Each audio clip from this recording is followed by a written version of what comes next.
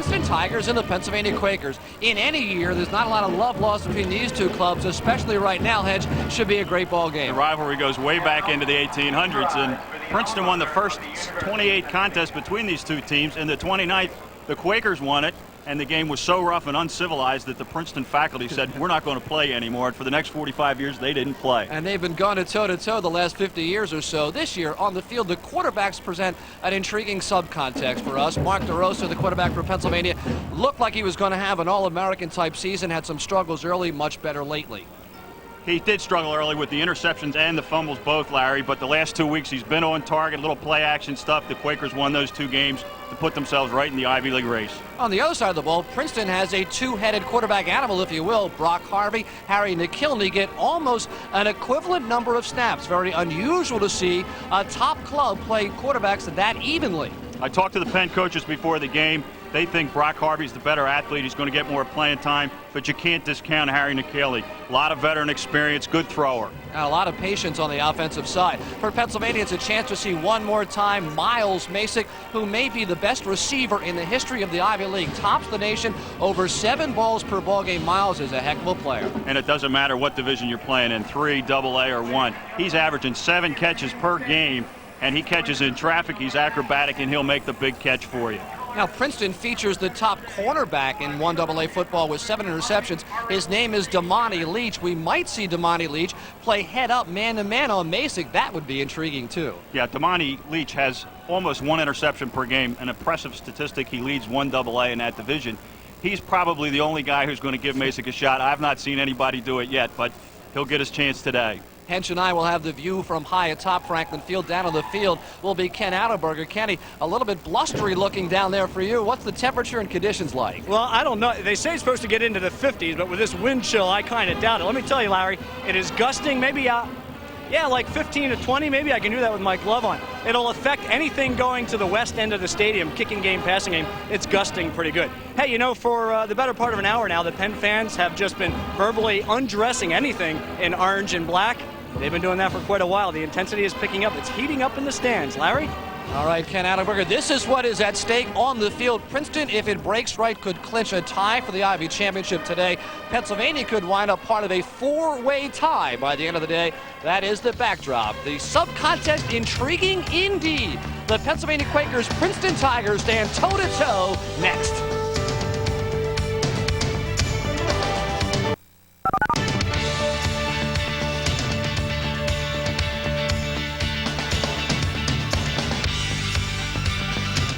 Get set to hit the hardwood as the Big Ten Network brings you college hoops excitement all season long.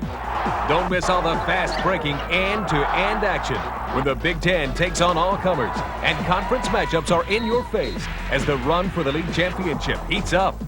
Join us for all the full-court intensity when college basketball's best take it to the hoop on the Big Ten Network.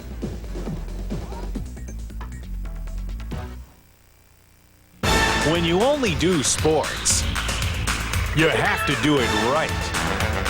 SportsChannel brings you sports the way they're meant to be seen. Everything from your hometown team to great games from across the globe. 24 hours a day, 7 days a week. It's all sports, all the time. And if it's sports, it must be SportsChannel.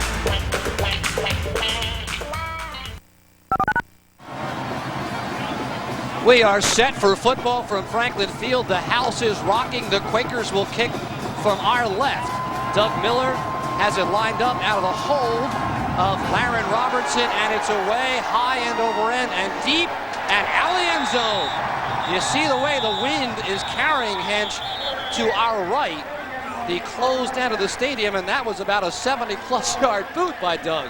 Very strong wind blowing from the northwest, and as you said, he got it up in the air, and the wind just carried it right out of the end zone. It will be Brock Harvey starting. He is 9-1 as a starting quarterback for the Princeton Tigers, who are undefeated at 7-0, 4-0 in league play, and a very good athlete, a good runner. Out of the I formation, they will line up. Their tailback, Mark Washington at 34, they shift. Washington in trouble.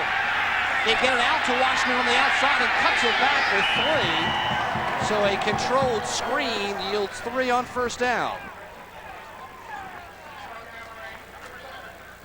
A lot of early pressure on Harvey that time, and again, as the play developed initially, it looked like they had a great rush.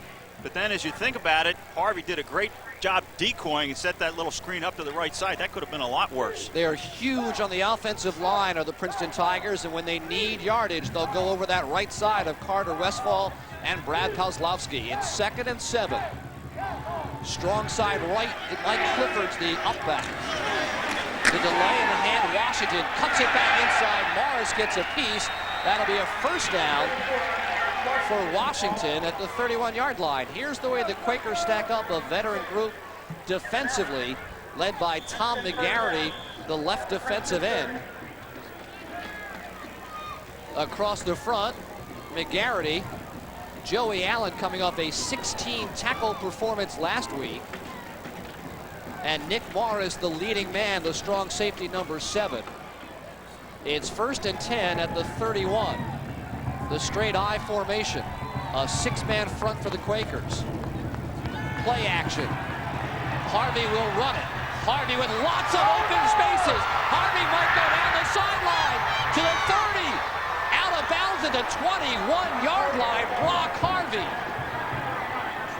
Penn was in man-to-man coverage that time, and Harvey showed why he's the running of the 2 quarterbacks. He's been described as the better athlete. That time again, as he got a lot of pressure, you're going to see him end up rolling to his right side after a little play-action fake. The pocket chases him to the right side, and as you can see, most of the Penn defenders were in crossing coverage across the field. He gets to the sideline with a lead blocker in front of him, and boy, he could put it away and go. Princeton has great field position here. Excellent downfield block by Mark Washington. And Harvey has him moving. To the up back. Clifford gets 3. They keep him honest to Mike Clifford, although the fullbacks have carried the ball 76 times this year under head coach Steve Toshis. Tosh in his 8th season is in his 9th season rather, 5-3 against Pennsylvania, and that's largely how you're judged in Princeton. Al Bagnoli is 31-5 in his 3+ seasons at Pennsylvania, including that 24-game winning streak. 2nd down and 7 at the Quakers 17.5. The pitch to Washington. Good block by Clifford, but he's hit at the point of attack and will get just 2 yards. Kevin Allen, the cornerback, came up and made the initial contact. So this is into the wind and on the ground for Princeton right now. And of course, Washington has rushed the ball for over 700 yards. He's a real veteran and experienced player for Princeton. And when you compare his statistics to the 3 tailbacks for Pennsylvania, he's not quite as good, actually, Larry. The Quaker tailbacks have rushed for over 1,100, but they've got 3 of them. But Washington is certainly a dangerous threat anywhere on the field. 3 wideouts in a 3rd and 5. 5-step drop. Harvey looking right all the way. It's not there. He spins off it, in trouble, and finally gets rid for touchdown to Washington in a busted play. Mark Washington just kept alive down the sideline, and Harvey found him. We have a flag down. Looks like it might be a late hit against Pennsylvania because the flag is beyond the sideline where Harvey threw it. And Princeton is in that celebratory mode. And of course, you can see the officials conferring out there, trying to figure out if in fact there was a penalty, who it was against. Harvey was simply inches away from stepping out of bounds and taking the loss here. Again, you can see how athletic he is on this, and the straight drop back action. He feels a little pressure inside, tries to step up, actually then rolls to the right side, and he's just about putting it away there. And then the next thing you can see, Washington just hanging right on that sideline, 1 step from the end zone, makes the easy catch, steps into the end zone, and Princeton takes a 6-0 lead. And that was the linebacker Joey Allen with the late hit. We've yet to get any kind of indication whether that'll be assessed on the kickoff. Meanwhile, Alex Sirik, and we do have a whistle. Number 2 will attempt to tack on the point after. An extraordinarily impressive drive into the wind, mostly done by the straight-up athletic ability of Brock Harvey. is good.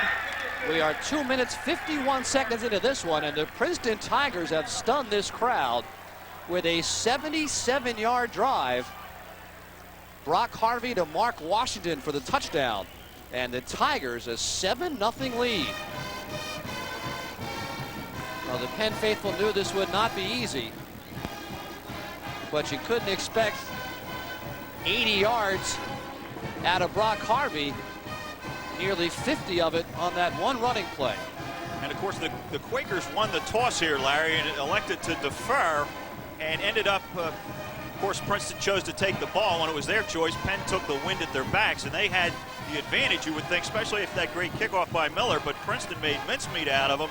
As you said, with Brock Harvey showing excellent athletic ability, scrambling out of the pocket on 2 occasions, running one time, and then finding Washington for the score. And it's going to be interesting to see how the Penn team reacts, because I don't think they had this in any way in their scenario for this afternoon.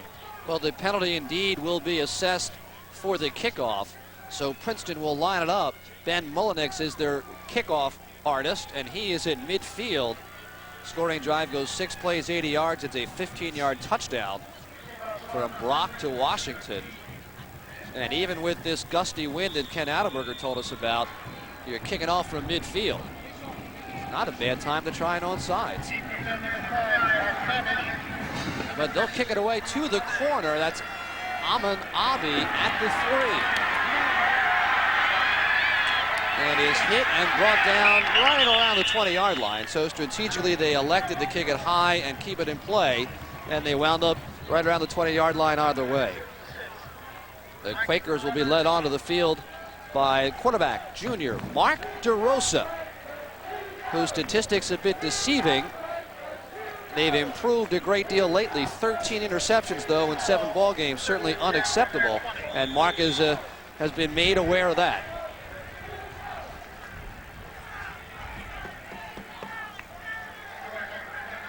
The Quakers will play a lot of the afternoon with 3 wideouts. They are all to the right side on first down. DeRosa, 5-step drop, pressure, gets it off and underthrows Mark Fadish in the flat and winds up flat on his back. Pennsylvania, their skill position. DeRosa, the quarterback. They will run 3 tailbacks, including Jason Scott, Miles Masick, we told you about. Sears Wright has been bothered by some injury problems. The center, Rich Knox, is a good one. Second down, 10 yards. It is Abi at the tailback position right now. Lined up 5 yards in back of the line of scrimmage. And takes the quick handoff inside and spurts for 6. Princeton defensively is led by their linebacking core. Up front, Darryl Oliveira, Brian Grody, the best pass rushers. Ryan Moore and Dave Patterson, the linebackers. And we told you about Damani Leach and his 7 interceptions at the top of the broadcast. It's 3rd and officially 5, just outside the 25-yard line. DeRosa reads and then steps up under Knox. 4-man rush. And knocked down by Dale Bartley, number 83, who timed his lead perfectly. It's 3 and out for the Quakers. Good pass rush from the outside. Princeton is using a 4-man line here, so they're getting the rush out of just those 4 down men. You can see Bartley goes up. He didn't even have to jump on that one, Larry. It almost hit him right in the face mask, but again, not an auspicious start for the Quakers. Indeed, and good field position is coming for the Princeton Tigers. That's Tom Ludwig. Ludwig with a seam and is finally tackled by Nick Morris at midfield. Well, the opening chapter belongs to the Princeton Tigers. You're watching Ivy League football on Sports Channel.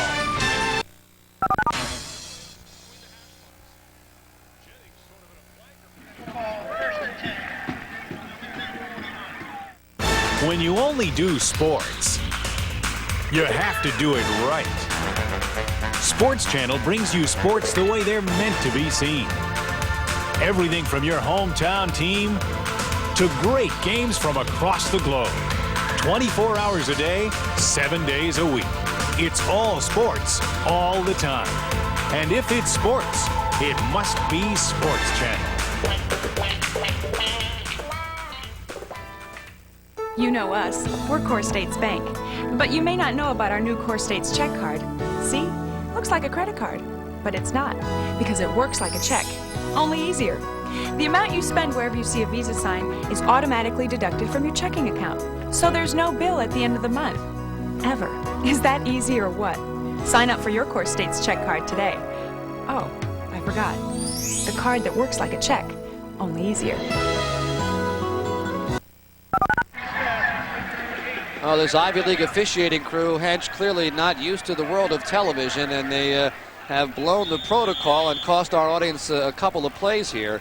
We missed a 7-yard completion. Harry McKilney, the other quarterback, if you will, has left us with a 3rd and 1 as we come back at the Pennsylvania 41-yard line. We'll try to iron that out as the ball game ensues, and you won't miss much if we can help it. 3rd and 1. Washington takes the toss right, goes over the top for the first down at the 37-yard line.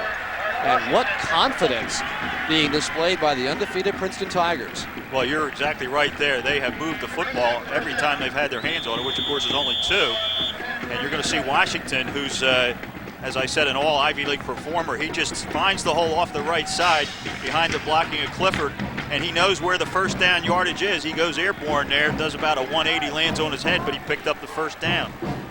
I formation, 1st and 10, 37-yard line. Harry McKilney, the other half of the quarterback tandem. Brock Harvey was letter perfect. McKilney, 5-step drop over the top, has a man complete to the 5. That's Kevin Duffy's 7th touchdown of the season. Leads the Ivy League, and a perfectly thrown touch pass from Harry McKilney. Well, we said at the top of the show that McKilney's strength was throwing the football. We said he was a veteran player with a lot of poise. He just showed it right there, laying the ball out in perfect stride for Kevin Duffy to make the catch. And again, if the Quakers have been vulnerable defensively, it's been to the long pass. Here you're going to see it again, straight drop back action. He just lays it out there and lets Duffy run under it. Kevin Allen just a half a step behind in coverage that time. The safety wasn't able to get over and help. And Princeton has an early 12, 13-point lead here.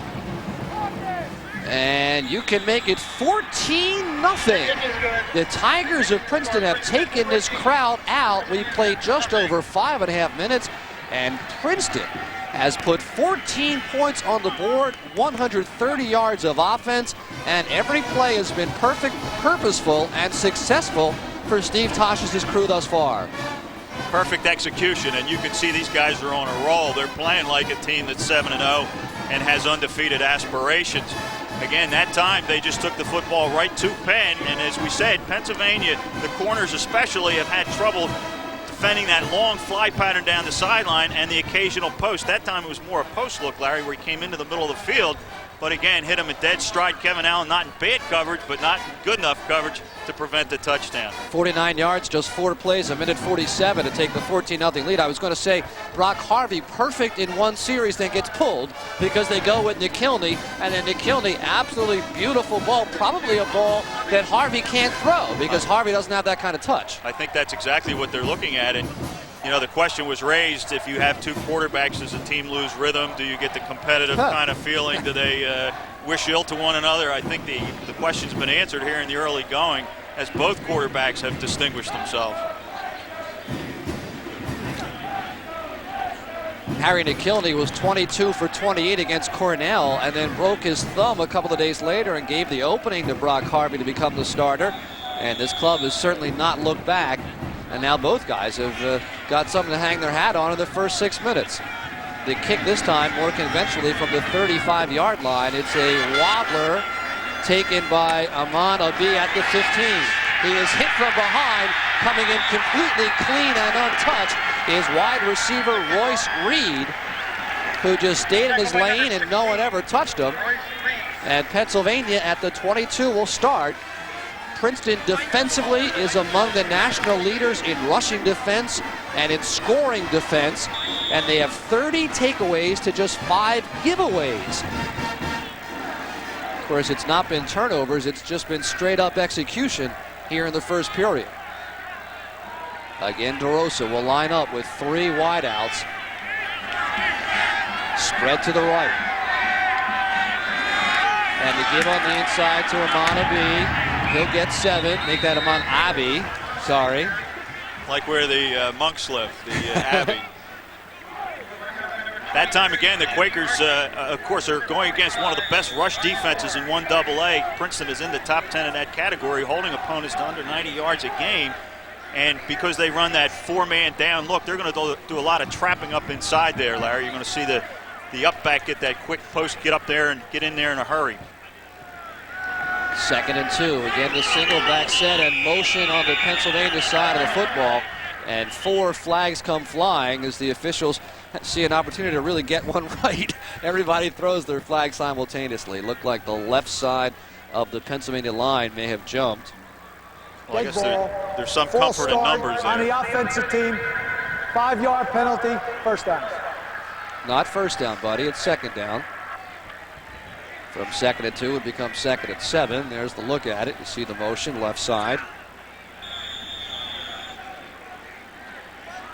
And when you win 24 in a row, you're not used to early 14-0 deficits, especially not at home. But it's a veteran group. Masik is singled up on the outside with Damani Leach.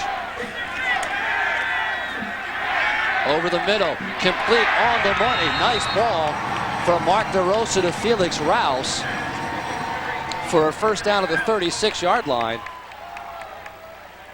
And that's DeRosa, throws well on that ball, timing over the middle. A lot of patience here because Rouse made about 2 distinct breaks in this pattern. And there it is, right on the money. Nice reaching catch that time by Rouse, who's been the big receiver for the Quakers over the last 2 games. Masik gets the number of receptions, but Rouse has caught the long balls. Off the left side and cutting back, Amon Abbey gets 2 yards on first down. Coach Bagnoli on homecoming day has opted to dress virtually everyone. So they list 99 numbers, but there's a number of players. There's 2 53s, there's 2 18s. So we're going to have our spotter, Josh Kotzen, working very hard to make sure that it's not the scout 18, it's the real 18. We'll try to get it straight for you. Again, 3 wideouts right on 2nd and 7 at the 39. 3-step drop. Masik curls inside. Now he gets it to Masik, and it's through his hands. DeRosa staring at Masik throughout that entire play, and Miles brought it back on the inside, unable to come down with it. You'll see here DeRosa is sort of directing traffic after he gets into that early pressure. And as he's looking down the field, I think he was looking actually for one of the short receivers. I think he might have been pointing to him to try to get in a spot. Masik was open at about an 18-yard distance that time, kind of floating in there, but by the time Mark threw the football to him, the Princeton defense had recovered, and he really wasn't open at that point. 3rd and 7. 4-man rush. Flushed out of the pocket, DeRosa looking, nowhere to go. Finally throws it downfield, ill-advised and intercepted. Intercepted by Damani Leach, who leads the nation in interceptions with his 8th, and they won't come any easier than that. Yeah, I guess you could say he was looking for Felix Rouse because he was down there, and again, it was probably a case where he would have been better served by just stepping out of bounds. You're going to get taking another look at it here. Again, Damani Leach, it was one of his probably the easiest interceptions he's had in his career. He's averaging 1 a game, as we said at the top of the show. This one was really just thrown right to him. Rouse never had a chance to even recover and get back in and make like a defensive back move on it. So Steve Tosh is looking on pretty pleased at this point. He has gone back to Brock Harvey at quarterback, and now we've got a dead ball whistle, and a penalty is dropped, and the ball is 1st and 10 at the 20. We played just over half of quarter number 1. And dead ball, false start, offensive team, 5-yard penalty, first down. The other thing we probably could point out, Larry, is that pass was on a 3rd down situation, so it may have served somewhat a similar purpose to a punt, but the Quakers had the wind at their back, and Salvino really banged that first one, so it's hard to tell. Well, it's 1st and 15 at the 15 from the eye. To the option play, Harvey. Big move around Tom McGarity, but McGarity doesn't buy it, and the defensive end puts him on his back. And let's go down to the field and visit with Ken Adelberger as you look over the Pennsylvania defense. Ken? Yeah, Larry, in that last defensive huddle here on the sideline, there weren't too many heads hanging. Nick Morris had a few things to say, but what the Penn coaches, the defensive coaches, were stressing is, I believe I heard the word patience. Be patient, guys, as if maybe they're guilty of over-pursuing and getting out of their lanes. We'll see if they're a little more patient in this set of downs here, Larry. All right, loss of 2 on first down on the option. And now the 3 wide out spread and motion for Washington. The hand on the inside is to the lone setback, and a good hit. Tim Gage, the linebacker, came in from the left side that time. He and Joey Allen, the 2 inside backers for the Quakers, have been really steady all season, Larry. And the job of the guys up front, of course, is to neutralize the line of scrimmage and let Joey Allen and Tim Gage kind of roam back there. That's just what they did there. Big hit on Washington. Gain of 3. Third down and 14. Again, they spread the field. Washington to the right side is that extra receiver. Harvey steps out of traffic. Harvey throws for Washington again. And this one is out of bounds. That is a good job of staying home by your cornerback, Kevin Allen, who picked up Washington late coming up to join the play. In real good position down the sideline by Kevin Allen, as you said, because had the ball even been caught, he was going to get knocked out of bounds or come down out of bounds for an uncatchable ball. You're going to take a look at it here, but there's that scramble to the right side, avoiding the early pressure. There's the heave, and Allen does a nice job right here to finish it off. So Pennsylvania will get terrific field position. This taken by the up man, Brian Bonanno, and he'll go down to the 40-yard line. And Pennsylvania with their best field position of the day. So the DeRosa interception does not hurt the Quakers, who find themselves trailing by 14 points with good offensive field position when we come back. Hey drivers, it's time for some Midas trivia. Which of these services does Midas specialize in? Brakes, exhaust, suspension, or all of the above? Need a little hint?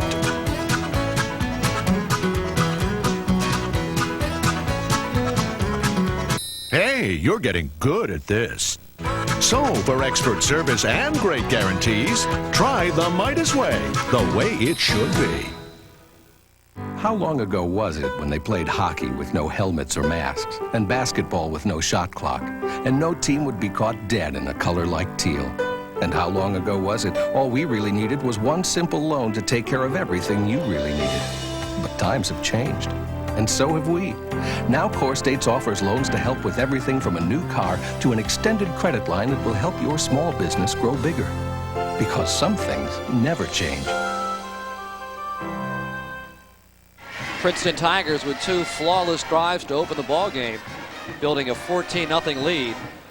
Pennsylvania, well, Hench, as you said, a veteran club, and they know that there's still, over 50 minutes of football remaining. Well, for those of you who aren't familiar with Penn during the past couple of years when they went undefeated, one of the characteristics of the Al Bagnoli team is that they do have poise, they do have patience, they do know how to come back, but boy, they have their work cut out for them here. We do see Jason Scott, number 1, lining up a tailback for the first time in a double tight set. And some movement in the backfield by Jason Scott. And you see him, he just took that little jag step a beat too early. At least that's the way it looked up here.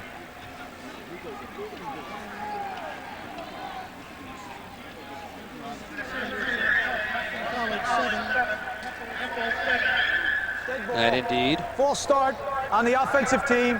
5-yard penalty. First down. It'll be 1st and 15.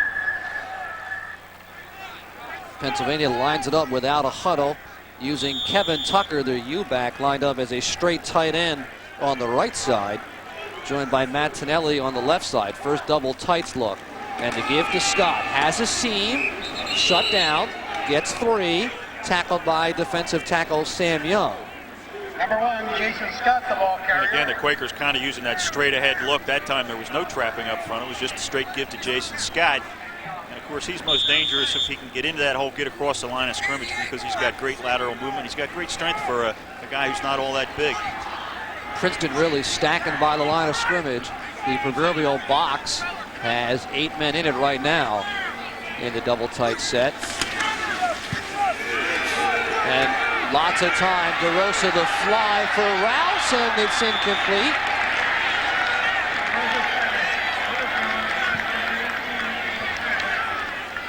Damani Leach staying home. Good play action. Real good play action. You'll see the bootleg going to the left side. And I think DeRosa got a little greedy here. He had Kevin Tucker out in that left flat, but he went deep for Rouse. And I don't believe he saw Damani Leach in that coverage coming over from the corner spot. He really wasn't in his vision. I think he thought he had Rouse for a home run.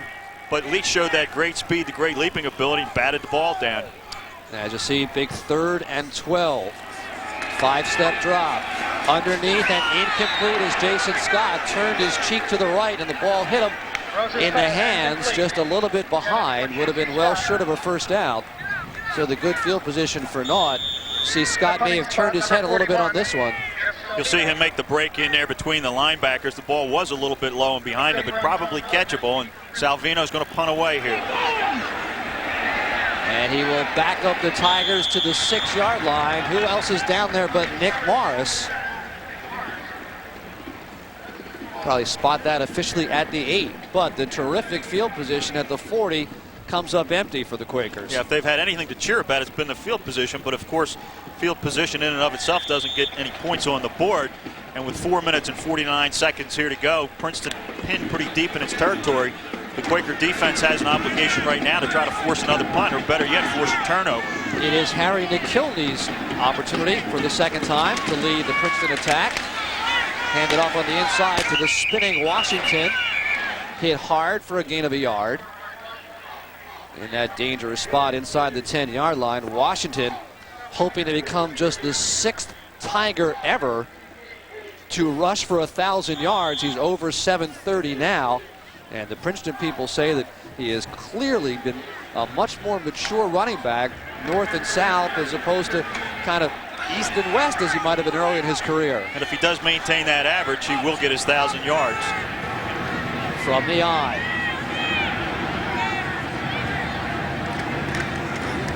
McKilney to Washington. Great cut into the secondary. And close to a first down for Mark Washington, who read that wonderfully. Tackled around the 19. That should be enough for a first down. Look at this cut.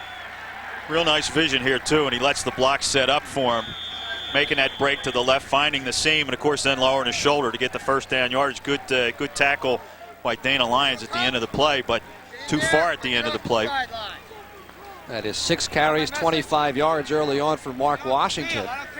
And McKilney takes his club out of the shadow of their own goalpost.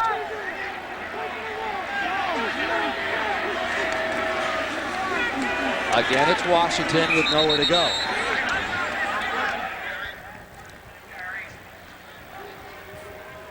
And wow, the Quakers have given up 2 early scores here in the first quarter, and both on kind of long plays, one certainly almost a busted play. When you get down into that trenches, Larry, you can hear the noise up here. As we said at the top of the show, these guys don't like each other a whole lot. Well, Princeton presents a dominant-looking offensive line front-wise. They are huge. It really can be billed as Princeton's size against Pennsylvania's quickness and savvy on the defensive side. But they're lining up with very tight splits to set up that running game. 2nd and 9. Play fake. McKilney looking screen. Washington left side. Morris plays off a blocker. Can't get him. And that'll be another first down. And a flag is down at the end of that play. Looked as if it might have been an illegal crackback block on Ben Gill, one of the wideouts. That's a real nicely developing screen. They start to the right side, and he turns back to the left. The Quakers were in hot pursuit, which they have to be. Nick Morris just gets bumped there enough to miss the tackle. And as he turns back to the inside, the Quakers are there to meet him. And then I believe the flag was on Ben Gill for Princeton, but would have been first down yardage. Ben Gill was kind of giving one of those where he had his palms out from the side of his hips, kind of looking at the official like, who, me, what? Second down. So they gain 10, lose 10. Since the Flag comes at the spot of the foul, about 10 yards upfield, and we wind up back pretty much where we started. Second down, 10 yards to go, late first quarter on the 19-yard line. And for whatever reason, they sort of asked Ben Gill to come to the sideline. maybe they're going to counsel with him. And Princeton will take a timeout. You're watching Ivy League football on SportsChannel. The Princeton Tigers, looking for an undefeated Ivy League season, lead the Pennsylvania Quakers by 14. 4 of the greatest Phillies of all time have been immortalized in the Baseball Hall of Fame. In honor of this achievement, Richie Ashburn, Steve Carlton, Robin Roberts, and Mike Schmidt have been brought together for the first time in an autographed limited edition print. Created by Hall of Fame artist Dick Perez, this collectible print is now available for purchase with a major credit card by calling 1-800-335-5400. Each print is individually signed by Richie Ashburn, Steve Carlton, Robin Roberts, and Mike Schmidt. The edition is extremely limited and is numbered and certified by the artist for authenticity. To order your print for $250 plus $6.95 shipping and handling, call 1-800-335-5400. PA residents add 6% sales tax. It's historic, one-of-a-kind art that every Phillies fan will treasure, and it makes the perfect holiday gift. Call 1-800-335-5400 and order now. Don't miss your chance to own this piece of Phillies history. The Tigers elect to use a timeout rather than get in a set that they're uncomfortable with. Harry McKilney, you see number 13, is 3 of 3 for 54 yards and a touchdown early on. Has a second down, 10 yards to go at his own 19-yard line. Larry Rosen with Hench Murray. Game of the year in the Ivy League.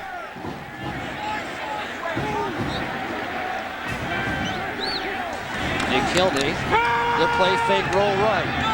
Throws it on the run for his fullback, Mike Clifford, who tries the one-hander at the 22.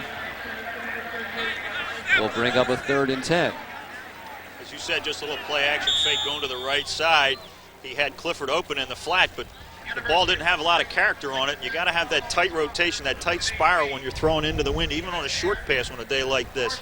Pennsylvania changes 4 players to go into the nickel package. How do they run the nickel?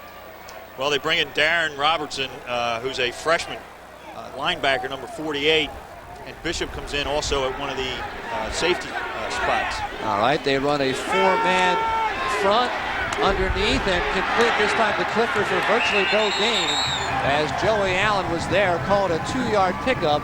Good pressure on the inside by the Pennsylvania front 4, most notably Mitch Marrow, defensive lineman, and you see McKilney lose his footing.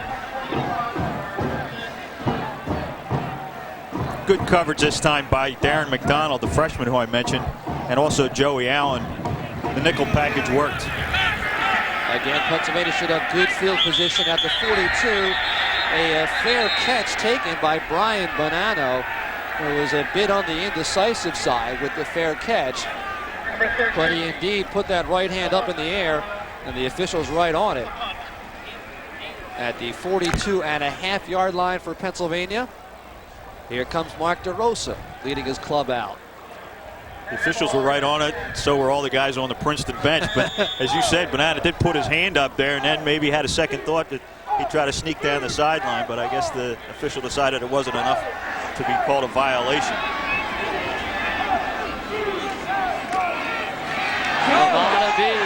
Kick it to the outside with speed on the corner to the 30-yard line. That was a well-conceived little pitch right and open spaces for Ahmad. Princeton really tightened up that defense that time. They had the linebackers up in there tight, and once he clears the line of scrimmage, he's got a lot of daylight. Real good block by Ellison there. Once he gets to the sideline, he's off and running. Tom Ludwig makes the tackle there, and that saves the touchdown. Matthew Julian also a great block at the point of attack. 1st and 10, deepest penetration for Pennsylvania.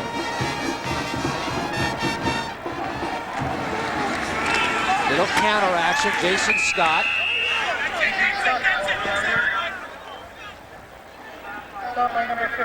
Pennsylvania runs that no huddle. What's the philosophy behind the no huddle? And again, for people who've not seen them play, of course they don't huddle at all. And it's not really an attempt to try to get more plays run, although they probably do as a function of it. It's more, I think, just to get the defense disconcerted. You know, they miss that time together. They miss that time to call out their own signals. And the Quakers are so used to just standing up there like this, Larry. This is they can do this in their sleep. It's 2nd and 7. Again, the pitch to Scott. Scott is met at the corner. And a terrific tackle by Rich Hill, who took his man low.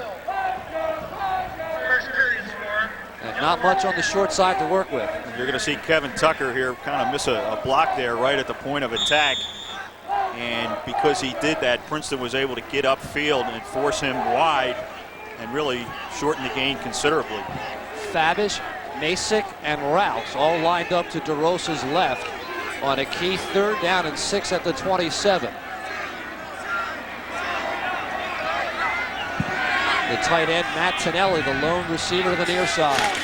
And they hand it off inside, and Abbey gets to the 24-yard line. Tried to cross him up with a quick hitter on the inside, and good reaction by the defensive ends to seal it. Yeah, I suspect they didn't even block that left defensive end because he closes so hard. Yeah, they don't block him there. You can see he just squeezes right back into it. The right defensive end, I should say. That'll bring down Jeremiah Greathouse, who has had 3 field goals in each of the last 2 ball games. Out of the hold of one Miles Masick, would be a 42-yard attempt. Certainly long enough. And no good. It fades left. And with 18 seconds remaining in quarter number 1, the Quakers come up empty. He had the distance, but he just got pushed a little bit. You're going to see the ball probably start off on the right angle. I think it actually goes off to the right side. And just never quite hooks around between the goalposts. In fact, it didn't hook at all, Eric. It looked like it was just a straight shot. He just missed it to the right. And the coaches, Al Bagnoli, not real happy. Jim Schaefer, one of the other defensive coaches there, have to be disappointed that they come away from that drive with no points, and they're going to give up the field position in 18 seconds here. Again, it's Brock Harvey quarterbacking. Steve Toshis for Princeton has simply flip-flopped every series.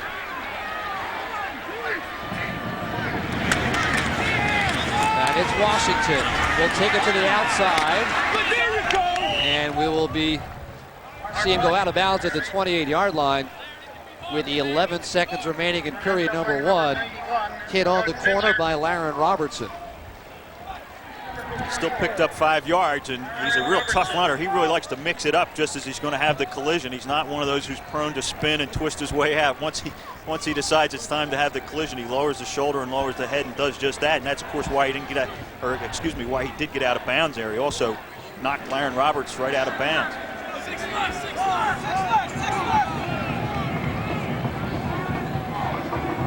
Pennsylvania with just 3 down linemen. And on the inside handoff, the first quarter will come to a conclusion. A quarter that has been all Princeton Tigers. One drive led by Brock Harvey, one led by Harry McKilney. Either way, either quarterback, it's been all Princeton Tigers.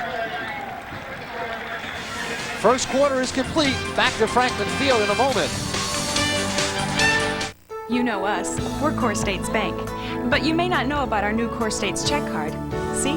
Looks like a credit card, but it's not, because it works like a check, only easier. The amount you spend wherever you see a Visa sign is automatically deducted from your checking account, so there's no bill at the end of the month. Ever. Is that easy or what? Sign up for your Core States check card today. Oh, I forgot. The card that works like a check, only easier.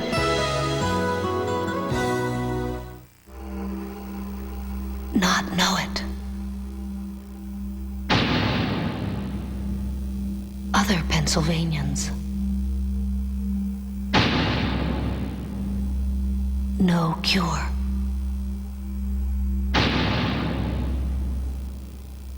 Life. Don't be blind to diabetes. Don't be blind. Tired of the same old TV? Switch to SportsChannel. It's packed with action and sports of all kinds. Brought to you from around the region and the globe. All day, every day. SportsChannel has your hometown teams, Plus sports you want to see 24 hours a day. It's all the teams, all the time, always on Sports Channel.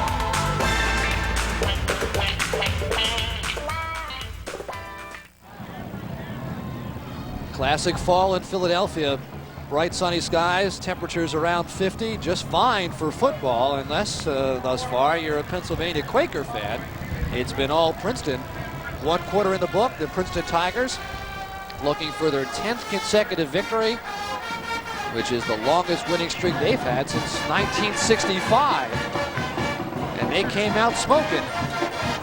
Interestingly enough, of course, there was an article in Sports Illustrated a couple of months ago where the Quakers were featured, and the Princeton coach Steve Tosh made a couple of comments unkindly about admissions and the Quakers in general.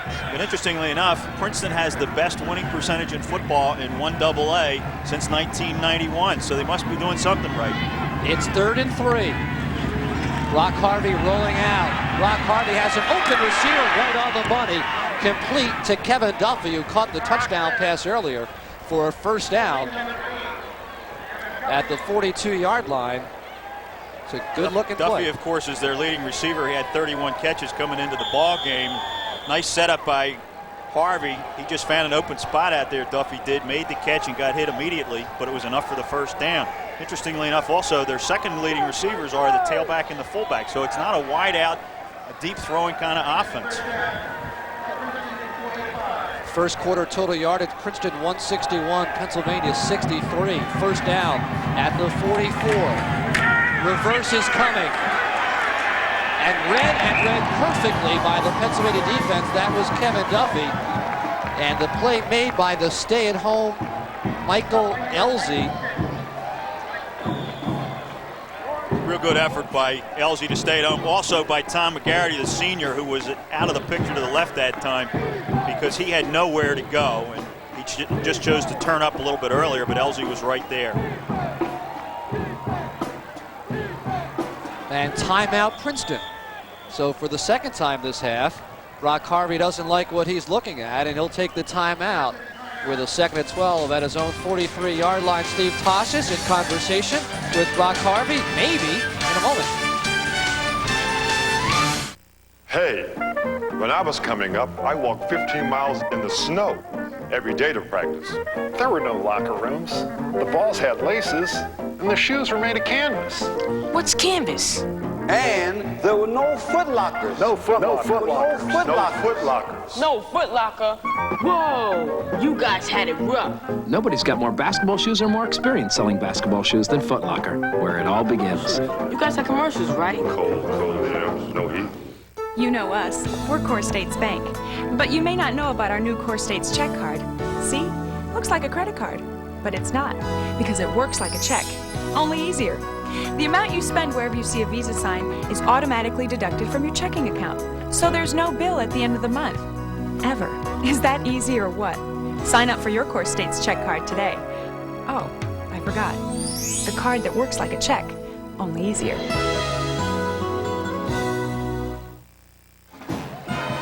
$13:54 remaining, quarter number 2. Tigers of Princeton, a 14-0 lead on Pennsylvania. And Brock Harvey showing some poise, called the timeout there, although Steve Toshas kind of gave him his back. You were talking, the comments made by Toshas certainly were rekindled during Penn Princeton Week at a major subject on campus. Not that they need anything to fire up this rivalry. Harvey, play fake, looking underneath, and that is, well, it looked like a flag would come. Now one does come very late. It looked like it was going to be an interference call against Kevin Allen, the other number 6 on the defensive secondary. This is what drives you crazy, because I believe it was interference. Kevin Allen all over Goddick right at the point of attack. The official from behind makes the call. The official who's just in your picture now on the right was standing there not 3 feet from where the action took place with his eyes right on it, but he didn't throw the flag. So that's what drives you crazy. They don't give you TV timeouts. They don't make good interference calls.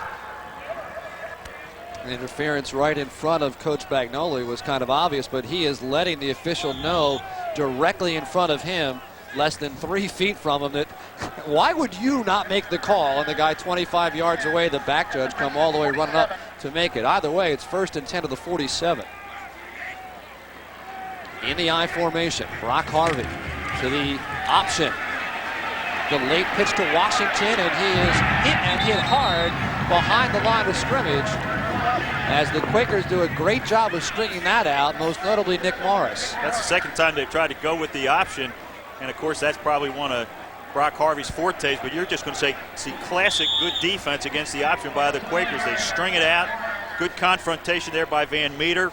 Morris from a strong safety spot comes up to make the tackle on the pitch out, and the defensive end forced it back to the inside. That's just excellent team concept defense. They've had a lot of success in the passing game. 2nd and 11. And Harvey rolls right, throws, and good defense by Robertson at the 45-yard line. Ball was intended for Raleigh Acosta on the curl. Again, he went down about 12 yards, turned back to the inside. You're going to see the little roll to the left this time by Harvey. He gets set up and really delivers the football. It's right there, probably a catchable ball, but as you said, Laren Robertson put a pretty good pop on it, had his hand over the shoulder, might have got his hand on that football. In any case, it's incomplete. Steve Tosh is not happy about that one. Big play, 3rd and 11. Tigers hope to sustain the drive. 4-man front, Pennsylvania. Here they come. They got him. Good charge on the outside by Tom McGarity, number 83, who got Harvey by the ankles and put him down to the 35. And when you need that big defensive play, you got to go to one of your senior captains. Tom McGarity's been doing this all season. Watch him come from the right side. Harvey never sees him, and it's just that extra effort lunging to get a hand around Harvey's ankle that brings him down and forces Princeton to punt. Nick Kildee is the punter. It's away and off the side of his foot. Coming up and fair catching Fabish at the 24-yard line. Well, the Pennsylvania defense has done its work. You see, the series dates back to 1876, and as Hens said at the top, it was almost all Princeton the first 30 years or so. Rivalry was interrupted for over 40 years, and now they've been playing every year since the early 50s. Of course, both teams were 7-0 in '93 the last time they were here. 3-step drop to DeRosa. DeRosa rolling and finally just throws it away behind the Tiger bench as it was not there. And Ken Adelberger, a difficult first half right now. Yeah, Larry, indeed, and that throw there by DeRosa indicative. He's feeling a lot of pressure. He's feeling a bit of frustration. In the last offensive huddle, just kind of sat there on the bench. Looked like he was in his own world, if anything else. He's got to wake up in this one, so does that Penn offense. The defense, as you mentioned, they've straightened things out. Thank you, Kenny. 2nd and 10, 24-yard line. DeRosa has Abbey behind him as a lone setback. Haven't called the name Matt Tonelli, the tight end, as yet. Looking for Tonelli. Finally gets it off for Mason, who can't stretch out. Chuck Priori down there gesticulating wildly. Not real happy with DeRosa's choice of receivers again that time. I think he was looking to hit Abbey quickly out of the backfield. Instead, he tried to force the ball to Masick. You may see it here. Abbey makes the break. He's open right now. DeRosa steps out, and instead of trying to hit the real open man, he tries to zing it out to the sideline to Masick. Now, we've seen Masick make that catch, Larry, so it's not an impossible throw, but he sure didn't get it that time. There was Chuck Priori, who knows that Aman Abbey, all three was wide open. 3rd and 10. This time for Masick, underthrown. What a catch! What a catch by Miles Masick, as Damani Leach might have had a touchdown. Came out of his hands, and Masick pulls it down for the first down. Exactly right. Damani Leach should have had the interception here. Again, DeRosa trying to force the football where it's not meant to be. And only that great athleticism about Masick that we talked about so often allowed him to concentrate and catch the ball as he fell to the ground. In any case, that's a big break for the Quakers, because that could have been 6 the other way. Huge. And DeRosa had missed his last 8 balls, is now 2 of 10. First down, 37-yard line. Abbey, nowhere to go. No gain. I should point out that Steve Teodecki, the backup quarterback, is down throwing on the sideline behind the bench. And while they have not gone to him in some of the previous games when DeRosa really struggled with the interceptions and the fumbles, at this point in the season, I think they may not hesitate to make a change. Here's Steve. Here's Teodecki. He's a pretty good one, too. Well, you don't want to be yanked from the Penn-Princeton game, certainly. No, you don't, but he really has been struggling with trying to find the open receivers, and he's got to get his game in order here if he wants to stay out there. 3-step drop, plenty of time. Super catch on the outside by Felix Rouse, but for little gain. And it's a pattern that Penn has used often this year. They put 2 wide receivers, 1 to each side. In this case, it was Masick out to the left and Rouse to the right. He looked to Masick first, who's really been covered like a blanket by Leach. We said at the top of the show we weren't sure one person could cover him. He's done a great job so far. Because he was covered, he turned right through the ball to Rouse, made the completion, but not for very much yardage. And as Masick flips to the far side, Leach goes over there with him. Looks like single coverage on a 3rd and 5 at the 41. Pressure DeRosa in trouble and down at the 36-yard line in the arms of Darryl Oliveira, his 7th sack of the season to lead his club. And again, the Penn offense comes up empty. And give that credit to the Princeton pass defense that time. Rich Hill was all over Rouse down the left sideline. Masick covered by Leach, and Tonelli had nowhere to go up the middle. That's just good pass defense. And with this win, Princeton should get decent field position once again. Kick is high and extremely short. The coverage outruns it. Favorable hop will get him 15 yards or so to the 23-yard line. So statistically, that will look like a great kick. There's Darryl Oliveira, the senior, who's been in this kind of confrontation before. Huge games around the Ivy League. Princeton, if it all breaks right, could wind up clinching a championship, but they would need Columbia to lose and Cornell to lose. Both those clubs are leading, and Brown is all over Harvard. Harry DeKilney back at quarterback. At the 24-yard line, Washington straight ahead for a couple. Hit by Tim Gage at the 27. Princeton again just taking the shot straight up the middle. That time Osentowski, the nose guard, who I should point out, talking to the coaches again before the game, is banged up, not at 100%. He and his replacement, Tim Foley, is also not at 100%. They were just trying to, you see there, he was just trying to make a pile, which is exactly what he did. Head coach Al Bagnoli just jumped in to the offensive coordinator's briefing with the offensive club with a passionate speech. Underneath, intercepted, Nick Morris. Morris lurking, closed on the football as he read Nikelny's eyes, and a huge play by the Penn defense. Well, Nikelny tried to execute the most difficult pass in football. He's going to his left and trying to throw back to the inside, and he just doesn't get turned around enough. And a great job of picking by Nick Morris, who just, as you said, read his eyes, stepped right in front, coming from outside in. Tough for DeKelney to see him. Doesn't matter, the ball hit Morris right in the chest, and the Quakers get perhaps that break they needed to get the offense sparked.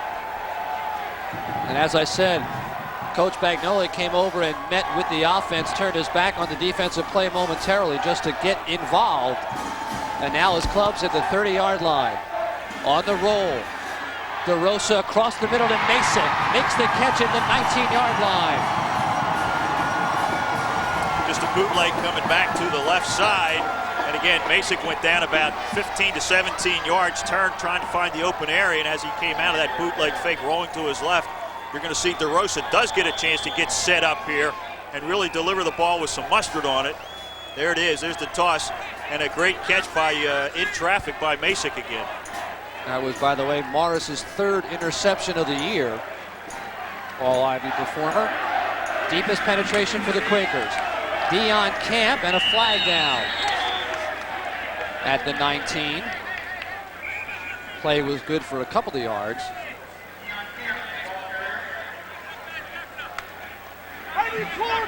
Holding Pennsylvania. Deion Camp, of course, is the third tailback in that trio of three good ones for the Quakers. Perhaps the strongest of the three, and you're going to see him. He's been a big play player for the Quakers the last 3 or 4 games, where third and short, fourth and short, he's been the guy who's gotten the football and picked up not just first downs, but big yardage. But this holding penalty, 10-yard penalty, against the Quakers still is first certainly down. not the kind of thing you want when you have momentum going in your direction. You can see the frustration on Coach Bagnoli's face. So it's a 1st and 20 at the 28.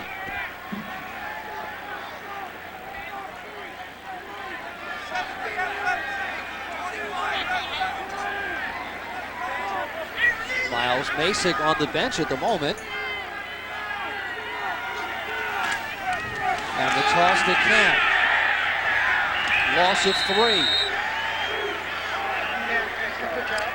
Penn's trying to set up a little bit of misdirection there, Larry. You're going to see Kevin Tucker, who was lined up as the right slot back, comes in motion across the formation as if he's going to kick out or as if he's going to make that bootleg block, and then they run right where he was. Princeton was not fooled, however, as you can see there by that gang tackling of those guys in the orange helmets. It also gives you an idea why Princeton is ranked so high statistically against the rush.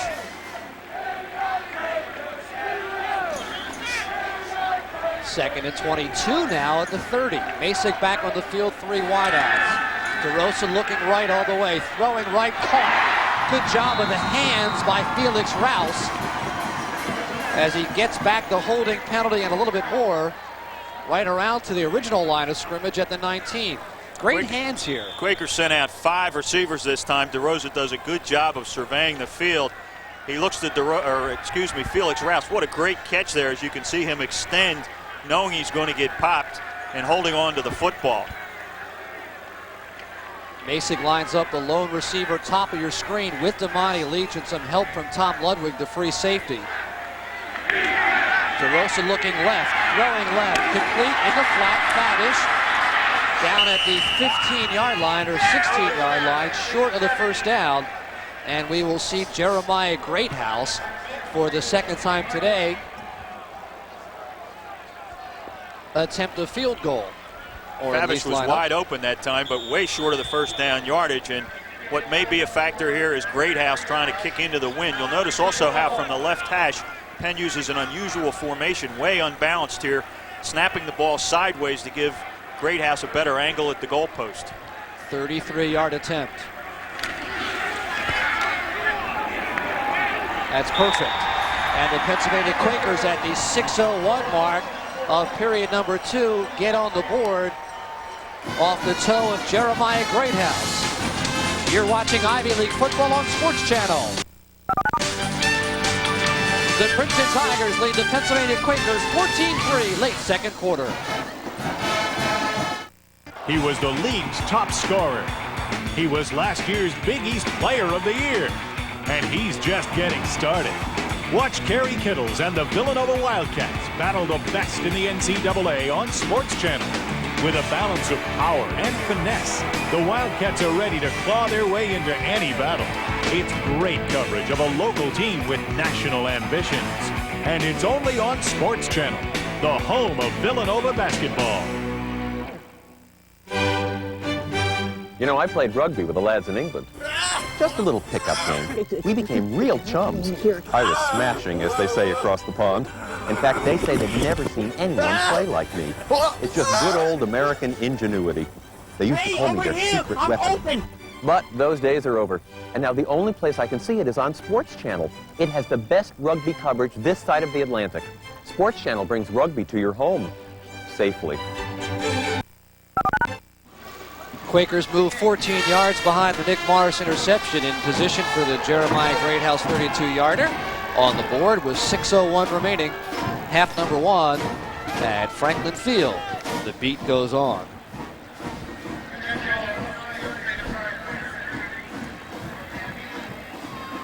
Princeton, of course, scored on its first 2 offensive series, going about 130 yards in those 2 possessions, have done very little since. It's almost as if the Quaker offense was shocked early on there. A low line drive kick taken by one of the up men, who is met at the 32-yard line. Catching the ball was Robert Milicia, who's a backup fullback, and he was hit hard. That was by Darren McDonald. Darren McDonald, this freshman, I hesitate to call him a maniac, but he's got a maniacal style about him as he plays this game. Boy, full tilt, full speed for both of them, and McDonald got the best of it. At the 33, we see Brock Harvey on the 1st and 10, leading out the Tigers. 7 men near the line of scrimmage for Pennsylvania. And it's Washington. Washington is met by Joey Allen, who takes him low, gain of 2. Nice linebacking play by Joey Allen, again fighting the block, and he got some help from the outside from Mike Kennedy too. And you can see the Quaker coaches down there doing the traditional Xing and Oing. And I think what they're really trying to do is basically work on their pass patterns. Because Princeton has done a nice job of kind of latching on to all the receivers, not giving DeRosa a whole lot to throw to. Well, just at that moment, it was Miles Masick discussing where Patterson and Moore, the linebackers, are taking their drops. Harvey, good hands, makes something out of nothing, gets about 5 before he's spun back down. Fumbles on the snap, didn't even think about the pitch, just turned it upfield and got a few yards. And that's the kind of thing defensively that drives you crazy, because you think you've got an immediate advantage when he fumbles the snap, as you see there. But he's such a good athlete with such quick reactions. He picks it up and turns straight up the field. Again, not wasting a lot of time trying to go sideways, turns it up, meets a host of Penn tacklers and pays for it, but picked up about 7 for his effort. 4:44 and counting, period number 2, 3rd and 2 at the 41. It's Washington, and he will be very close, and I think he's going to be short of first down yardage. Well, nothing fancy about that. Might against might. The Princeton Tigers just decided to give it to their best back straight ahead to see if they could control the line of scrimmage to pick up that 2 or 2.5 yards, and I'm not sure he made it either, Larry. They're not even going to measure. Short. Yeah, they won't even measure. It's a good half yard short, as you see. Princeton should punt the football here, but let's wait and see. Because they've got the wind at their back. They could pin Penn pretty deep in their own territory with time running out in the 2nd quarter. But that's why you're not a coach. That's why I'm up here. All right, big play. Late first half, 4th and less than a yard.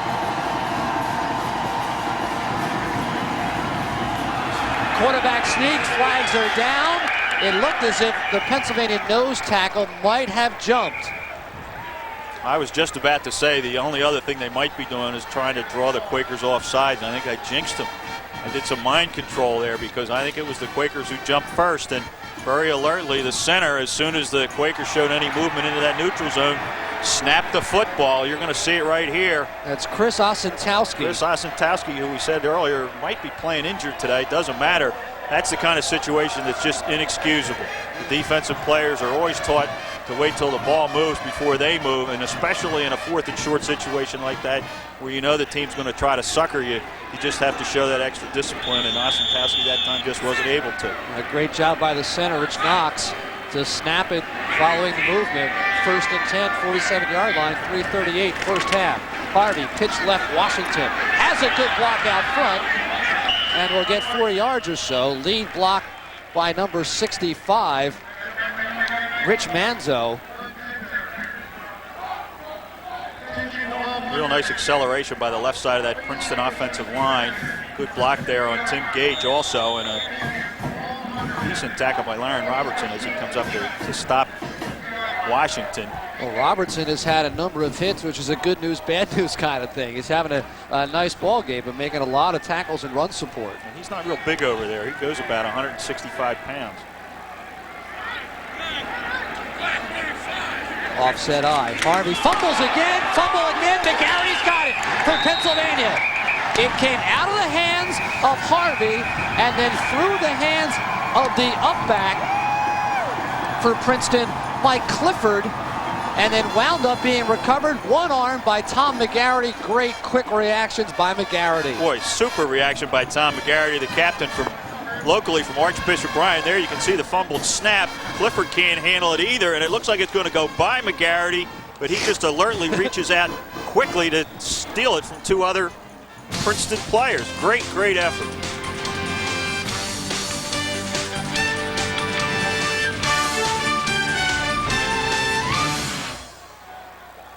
DeRosa on the handoff.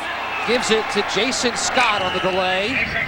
And Scott gets 5 yards. Now we've got 2:40 and counting. Late first half. Pennsylvania down 11, has their second turnover of the first half, and a chance to really go into the locker room feeling pretty good about themselves. And we should point out that this Princeton team had a +3 turnover ratio per game coming into this contest. Penn had lost 19 turnovers in its first 5 contests. DeRosa again to Scott. Scott breaks to the secondary for a first down at the 39-yard line. Jason Scott hit the hole and hit it hard. At the 2:13 mark, the clock is stopped to reset the chains. Look how he accelerates at the hole. Nice slashing type effort that time by Jason Scott. Again, knows where to go when he gets the daylight, puts the shoulder down. And of course, as they're running their 2-minute drill here, this is where the no huddle kind of offense throughout the game helps the Quakers. They're used to this. DeRosa on the draw. Scott sidesteps one man, but not the second. Almost a huge play by Ryan Moore out of Doylestown, Pennsylvania, but Scott avoided him, spun it back, and the Pennsylvania Quakers will take their first charge timeout of half number 1. With 1 minute 46 seconds remaining, critical juncture in the ball game. Pennsylvania looking to get back into it before they go into the locker room. We'll be back at Franklin Field in just a moment. You know us, we're Core States Bank. But you may not know about our new Core States check card. See? Looks like a credit card, but it's not, because it works like a check, only easier. The amount you spend wherever you see a Visa sign is automatically deducted from your checking account, so there's no bill at the end of the month. Ever. Is that easy or what? Sign up for your Core States check card today. Oh, I forgot. The card that works like a check, only easier. This season, when you're looking for great Sixers action and they're on the road, look to SportsChannel for exclusive away game coverage. Hit the road with the Sixers as they showcase new faces and returning stars. They may just catch their opponents off guard. So when you're home and the Sixers aren't, find great basketball action on SportsChannel. The Sixers home away from home. The Sixers battle the Charlotte Hornets tonight at 7:30, exclusively on SportsChannel. Ken Adelberger down on the field with a kind of nervous guest. Ken? Well, he's feeling a little bit better. At least they're on the board. Steve Bielski, the director of athletics. Tell me, what's the week prior to the Penn-Princeton game like here? Well, it's excitement on all levels. The players are excited, the alumni are excited, students are excited, I'm excited. So it's the best thing about Ivy football, no question. You need a big second half. We do. Hopefully we can get on the board right here, but Princeton has a good defense, so it's going to be an uphill battle. Thanks, Steve, very much. Larry? No room for a point guard out there. Tell Bielski we'll see him in the wintertime. Former great Penn backcourt mate, Dave Wohl, Steve Bielski, back in the 70s, grown into the athletic director's job quite nicely, thank you. Second down and 9 at the 38-yard line for DeRosa and Pennsylvania. 7-step drop. DeRosa steps up underneath to Scott on a lovely little pass. That'll be a first down, but there's a holding penalty going to be called against Pennsylvania back well behind the line of scrimmage. As you saw that initial charge coming from the Princeton front four, and that's when the flag came out. Yeah, that's going to negate a nice effort by DeRosa and Scott. Again, dodging the early rush, just dumps the ball off, finds Jason Scott, of course, first, dumps the ball off. Jason Scott probably should have tried to take that out of bounds to stop the clock, even though he did pick up first down yardage, which would have stopped the clock as they moved the chains. But in any case, it doesn't make any difference because the official's flag stops the clock. I believe that is going to be a defensive holding in the Pennsylvania backfield, which is an unusual location, but that was the initial indication. It looks like that may be the way they're marching. They're talking to DeRosa to see whether the penalty would be wiped out by a better gain. On the defensive team, it's declined. The result of the play is more than a yardage. That's what I was trying to say. Then they got 12 out of the play. Yeah, I'd be interested to know what that was, because almost everybody was into the pattern, and it certainly was thrown in the area where holding usually is called. But in any case, the Quakers probably get a break here. The drive continues. They'll take it, first and 10, 26-yard line. 1:26 remaining, half number 1. Of course, Miles Masick, DeRosa's favorite target down this end of the field. DeRosa, plenty of time. Now will roll and run it.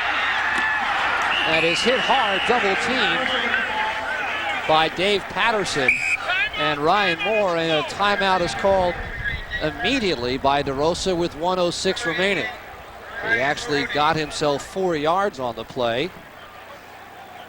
Again, the Penn pass protection has not been what it's been prior to this game. Generally, they've given DeRosa plenty of time to throw, and they've also taken some advantage by using a lot of play action. That time on the straight drop back, you can see he probably did have time to hit a first receiver. Then he jumps out of the pocket, rolls to the left, and again, unfortunately for the Quakers, instead of trying to take the play out of bounds and stop the clock, I'm not quite sure what he was thinking, trying to bring it back to the inside. DeRosa not noted for his great running ability, but in any case he did, and Penn's forced to take that timeout. Faced with a second and about 6 here, a minute and 6 seconds left in the game. These are big calls here. Coach Al Bagnoli getting into the conference. Usually Chuck Priori, the offensive coordinator, who's now talking to DeRosa, is the guy who makes the call.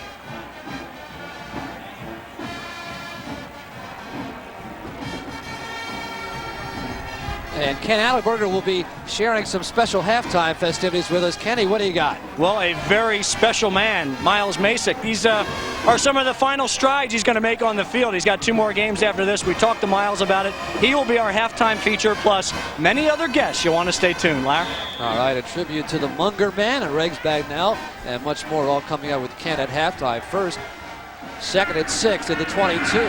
DeRosa gets it off, complete to Rouse at the 6-yard line, first down. And Felix Rouse has been the featured receiver, half number 1. You got to take what the defense gives you. Well, we said before, he's become a big play receiver as Masick draws the double coverage. Again, nice poise by DeRosa. They picked up the blitz, both coming from the outside. That time he just steps up to the curl to Rouse, makes the catch, and Penn's knocking on the door. First and goal, 47 seconds, over the top for Rouse. Touchdown! Lovely catch, great hands, Felix Rouse. Well, you're going to see a great pattern run by Rouse here again. That's the one that they generally go to Masick down on the goal line because of his 6'4". But as we said over and over again, Rouse has been the go-to guy. You're going to see him start straight up the field, then take that angle into the corner. DeRosa just lays it up, and Rouse really goes up and takes it away from him. Just a beautiful reception. And boy, that's going to give the Quakers a shot in the arm as they get ready to go in here at the half. Oh, yeah. That is his 4th touchdown reception of the season for Felix Rouse. He was on the Ivy's honor roll this week after 139 performance a week ago. So in 7 plays, 47 yards covered, 6-yard touchdown, DeRosa to Rouse. Makes it a 14-9 football game. And what happens also, Larry, as you get down near the goal line, of course, if they're going to double up Masick on the left side, they really can't afford to double up Rouse on the right. They just run out of people because Penn put so many receivers into the mix. And that time, again, he got the single coverage he wanted, went up and just made the catch. That was sheer determination and athletic ability. Nice effort that time. And they're going to go for 2 here. So it would appear. Well, 2, of course, gets them to within a field goal and tie at 14-11. 14-10, you'd still need a touchdown. So why not? And uncharacteristically, they go from a huddle this time. Let's see what they got. They got the trips to the right. Scott DeLone setback. With Tonelli as the tight end left side. DeRosa. 4-step drop. Has Fabish. Can't get it to him. Steps up. And that will just simply go as a missed conversion. Fabish had a quick out right by the goal line as Masick had cleared. But he could not get the ball away, could DeRosa. They were trying that double pick. They have the trips look to the right side of your screen. You can't see it right there. Fabish breaks out, but he's got outside in coverage. He's not open, and by the time DeRosa has a chance even to, I think, take a look into that right corner of the end zone, he just couldn't survey the thing. The pressure was too much, and he gets tackled. Well, I'm sure after the way this thing started, 6 minutes in, down 14 points, the Quakers will take a 14-9 deficit to the locker room and be relatively grateful for it. It's been all Penn, really, since that second Princeton touchdown, but they happened so quickly and so dramatically that literally everybody in the stands and in the booth here were really shocked. Be curious to see if Princeton tries to put anything up on the board with their final possession, or if they're content as well. The kick will come from Doug Miller. And he squibs it. Taken by an up man who simply lays down at the 30-yard line. That is number 90, Dan Swingos, a defensive tackle that did not look like he wanted to turn into a return man at any time soon. Dan's probably justifying in his own mind that he didn't want to take any more time off the clock. That's right. So that's right. Get the offense out there. We'll give him credit for that. And Harry McKilney's got the duties with 41 seconds remaining.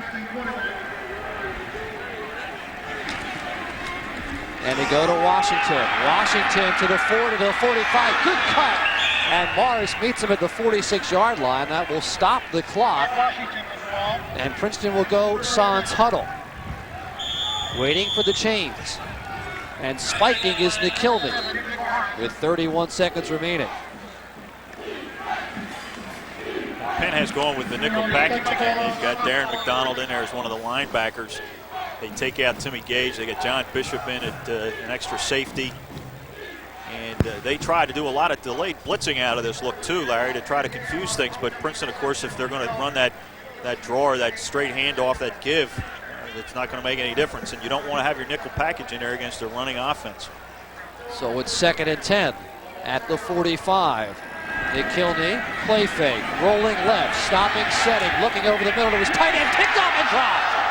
Nearly intercepted at the 40-yard line. Boy, Dana Lyons, I believe, from his free safety spot, read that all the way and did it just as he's coached every time, to step right in front of the Princeton receiver right here. And boy, he just can't hold on to it. I don't know whether the Princeton had some digits in there to try to disrupt that or not, but that would have been a huge turnover, taking the pressure off the defense. Might have had some open space too. It was intended for Ed Hosty, the tight end. It's now 3rd and 10 of the 24 with 24 seconds remaining at the 45. McKilney away from McGarity. McKilney long and deep. Morris the only man out there, and he just knocks it out of bounds. As there was quadruple coverage on Kevin Duffy down the right sideline. Yeah, there were four Penn defenders, and a nice play by McGarity here to force him to turn back and step the inside. Nice effort by Nikeli to avoid the tackle, but there were 3 or 4 Penn defenders, plus the sideline becomes a defender down there, and Duffy had no shot at it. In fact, probably Nikeli just threw it away. So Harry has a boot to make with 15 seconds remaining. He does indeed get it off. Fabish will try to run it down at the 19, fumbles and picks it up, and down he goes at the 16. And the Pennsylvania offense will get one play to close out a highly entertaining first half of football. Yeah, I'm not sure anybody would have predicted that the game would go as it has, but no matter what the case, it has been entertaining to say the least. And Mark Fabish is certainly one of the entertaining players for the Quakers. He thinks every time he gets his hands on the football, he's going to score a touchdown. So you better believe he wasn't going to give up this opportunity with 6 seconds left in the half. DeRosa going to take a knee here, Coach? I think DeRosa may do the Hail Mary, but he may take a knee too. And 14-9, he'll go in and talk about it.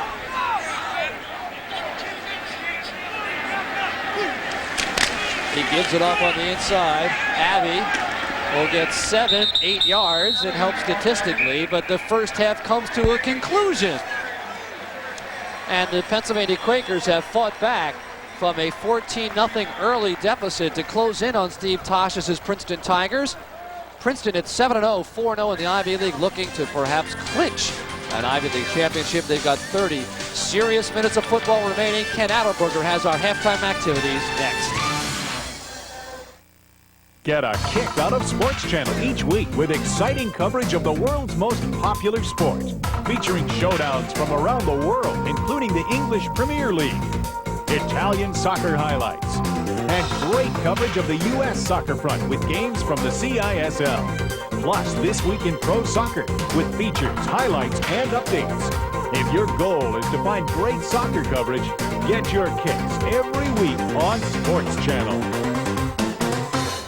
How long ago was it when they played hockey with no helmets or masks, and basketball with no shot clock, and no team would be caught dead in a color like teal? And how long ago was it all we really needed was one simple loan to take care of everything you really needed? But times have changed, and so have we. Now Core States offers loans to help with everything from a new car to an extended credit line that will help your small business grow bigger. Because some things never change. They're coming. The Sixers.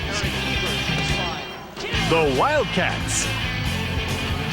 The Nittany Lions. The Big East. The Atlantic 10. The Big Ten. Your teams. Exclusively on Sports Channel. The channel for the basketball you want to watch. We are at halftime at Franklin Field. The Princeton Tigers with a 5-point lead over the Pennsylvania Quakers. There are NFL scouts following the Quakers around these days. The reason? He is Miles Masick, who is Mr. Everything when it comes to receiving for Penn football. Of course, the objective is to get into the end zone, and Miles has managed to do that often. But before he gets into that end zone, Miles zones out. There's nothing like that feeling. You know, the ball jumps out of Mark's hands and it's coming at me, and you can't hear anything. You know, it's just silence. It's just you and the ball, you know, and then you catch that ball and you know, you get in the end zone, and that's when you hear. That's when you first hear something. That's when you hear the crowd explode and roar. And, I mean, it's a phenomenal feeling, and it's a great rush. And you know, for someone to not get excited about coming out here and playing football, I mean, it just doesn't make sense to me, because it's great. It's so much fun. For Miles Masick, the fun in the fall, those autumn afternoons of gridiron greatness, are down to a precious few. He hopes for one more championship season. It's the only way for a champion to leave. He'll depart as the Quakers' career leader in touchdown receptions, and is chasing Don Clune's career receiving record of 2,419 yards. Miles Masick has set a standard by which future Quaker receivers will strive. That's what he leaves behind. What he takes with him is much greater. Playing here has given me so much. You know, I mean, my best friends in life right now are you know, my friends, and they're on my team with me. You know, and I wouldn't have met them, you know, if I didn't come here to play football. And you know, as far as confidence, you know, being part of a winner, you know, has really changed my outlook on things.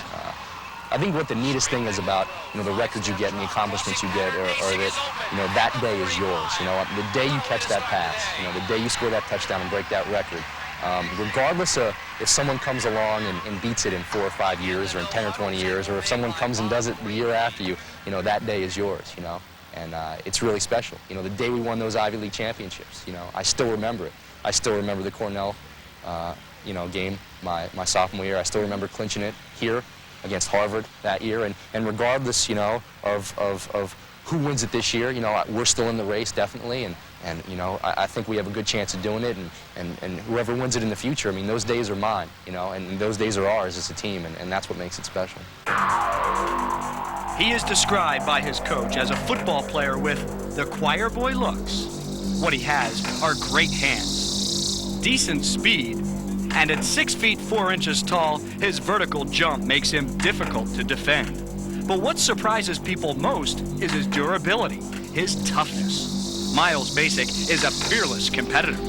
You can't really have, you know, fear or second thoughts when you play, and it's just a matter of going out there 100 miles an hour every play and just doing whatever it takes. And the times when you're worried, the times when you're nervous, you know, the times when you're tense, those are the times when bad things happen, you know, and if you're just relaxed about it and you're going across the middle and you catch the ball and you get hit and you're relaxed about it, you know, it's usually not that bad. And, you know, it's just a matter of wanting that ball in a lot of cases. And I think all the wideouts we have do a real good job of that. You know, and a lot of plays on our offense are designed over the middle, and a lot of the wideouts have proven that they will go across the middle. So it's just something that kind of happens, you know. Versatility is another one of Miles' attributes. His sure-handed sets have helped the kicking game as well. He is a coach's dream, always ready, willing, and able. Fortunately for head coach Al Bagnoli, Miles is on his team and not on Coach Fran Dunphy's basketball squad. He was a very good high school athlete, very good football player, probably more recognizable basketball player. As so often happens, you get a high school team that doesn't really throw the ball, you know, an inordinate amount of times. And he was on a team that threw it 15, 20 times. He was the career receiving leader. I mean, he had some good things on his highlight tape. But it wasn't until we actually saw him play and practice basketball that we opted to really go hard and recruit him. When he got here, it's really difficult to ascertain what you have on the freshman level because they're not really practicing a heck of a lot. They're spending most of their time servicing the varsity.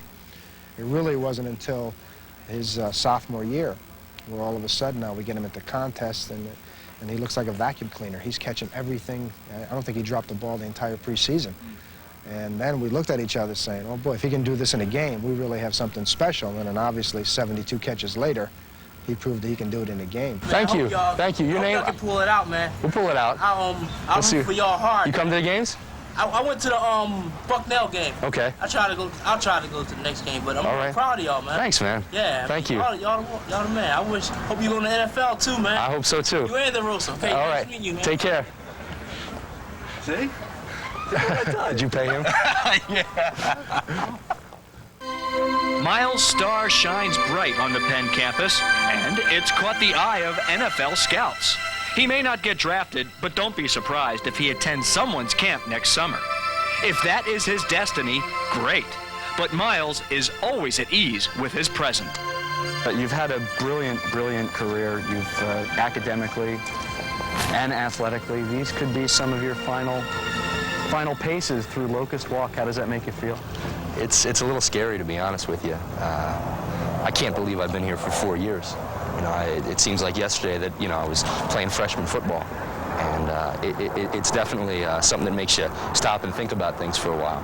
And, you know, it makes you feel a little old when you see all the young guys coming in and from high school and whatnot. But, you know, it's definitely changed, you know, my outlook a little bit, you know, on the game itself and more so on having fun, you know, with you know, 2 games after this one left in my college career, you know, you got to have fun. You got to enjoy it. And I think that helps out a little bit. When you have fun, when you enjoy it, you're more loose, you know, you relax, you tend to play better. But, you know, after this, you know, I don't know. Cornell could be my last game. It could be the last time I run out there and play football. And, you know, if I don't enjoy it, you know, I think I'd regret it.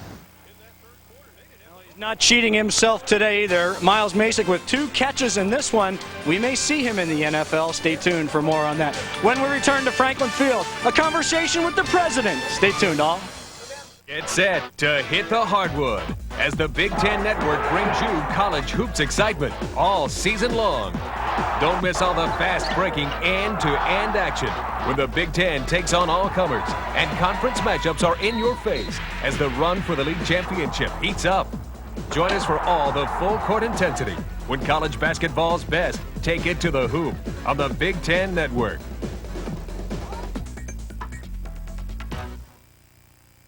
Quench your Thursday night thirst for motor-powered excitement each week on SportsChannel.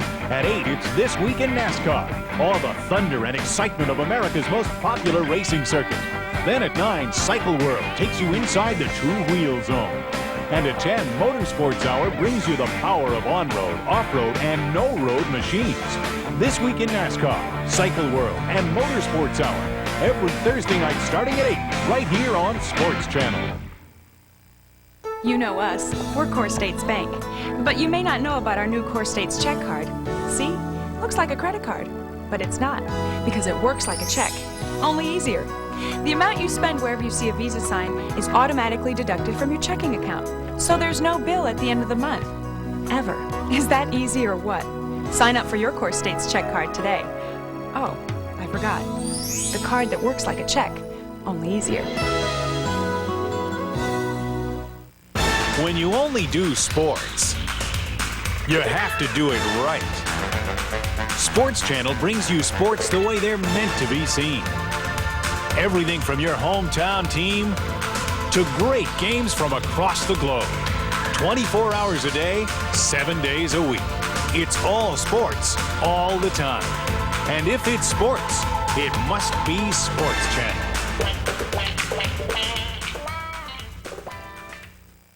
Princeton reeled off the first 14. The Quakers have scored 9 straight. It's a 5-point differential. We are at halftime. Welcome back, everybody. I'm Ken Adelberger. We are on the sidelines, the Quaker sidelines, joined by the president. Yeah, we didn't tease you. The president is here, Dr. Judith Rosen, who is a Penn alumnus herself, and this being homecoming, I imagine this brings back some memories. It certainly does. It brings back wonderful memories. The stands are full here of wonderful Penn fans who really are thrilled to be home. Over 35,000? What's the guesstimate? Yes, about 35,000 fans, and we're delighted to see them. We're going to put on a great second half. What is the week preceding the Penn-Princeton game like on campus? Oh, a lot of tension, a lot of anxiety, a lot of saying, those are the guys who talk bad about us in Sports Illustrated. Let's get them. You know, it's really interesting, being that you've got such good athletics and such good athletes, yet you stress the academics too. It's kind of an interesting mix. How does that work? Oh, I think what's extraordinary about Penn is that it is so strong academically, and yet it still says the athletics are important, and we are going to emphasize being good at everything, and that's critical. As you look ahead to the 21st century, Penn being the leader that it is in academics, and now research too. So many worldly scholars, so many scholars themselves come here to actually get their work going to help solve problems in the real world. What are some of those programs all about, and how has Penn been the leader in that field? Penn has an extraordinary number of such programs. Daniel Bogan teaches a course for engineering students who make toys for handicapped children.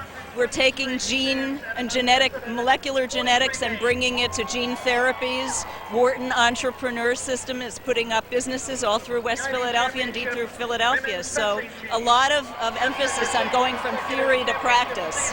Now if we could just find somebody, doctor, or somebody research-wise, to get some heat down here along the sideline would be in good shape. Keep us warm on the sidelines here, but there's enough energy and love in this field, I think, and on this stadium to keep us warm. Thanks very much for joining us. Dr. Judith Rosen, president of Pennsylvania University. You are watching Ivy League football on Sports Channel. We're at halftime.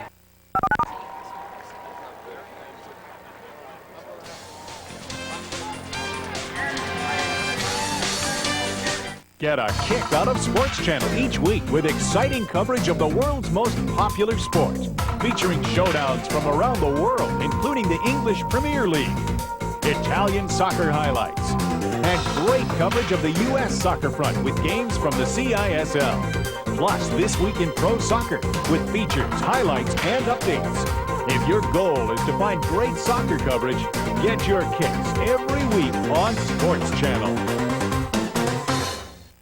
My workouts are tough, but no tougher than that other famous Philadelphian. I work hard to keep in shape, but it takes an enormous amount of time, perseverance, and stamina. But this is ridiculous. But thanks to Sports Channel, I've got a new workout schedule. Every morning, I watch Celebrity Health and Fitness with Victoria Johnson, Prime Bodies, and Cable Health Club. It's all I need to keep this finely tuned machine running. Trust me, it's a lot easier than Adrian! You know us. We're Core States Bank. You may not know about our new Core States check card. See? Looks like a credit card, but it's not, because it works like a check, only easier. The amount you spend wherever you see a Visa sign is automatically deducted from your checking account, so there's no bill at the end of the month. Ever. Is that easy or what? Sign up for your Core States check card today. Oh, I forgot. The card that works like a check, only easier.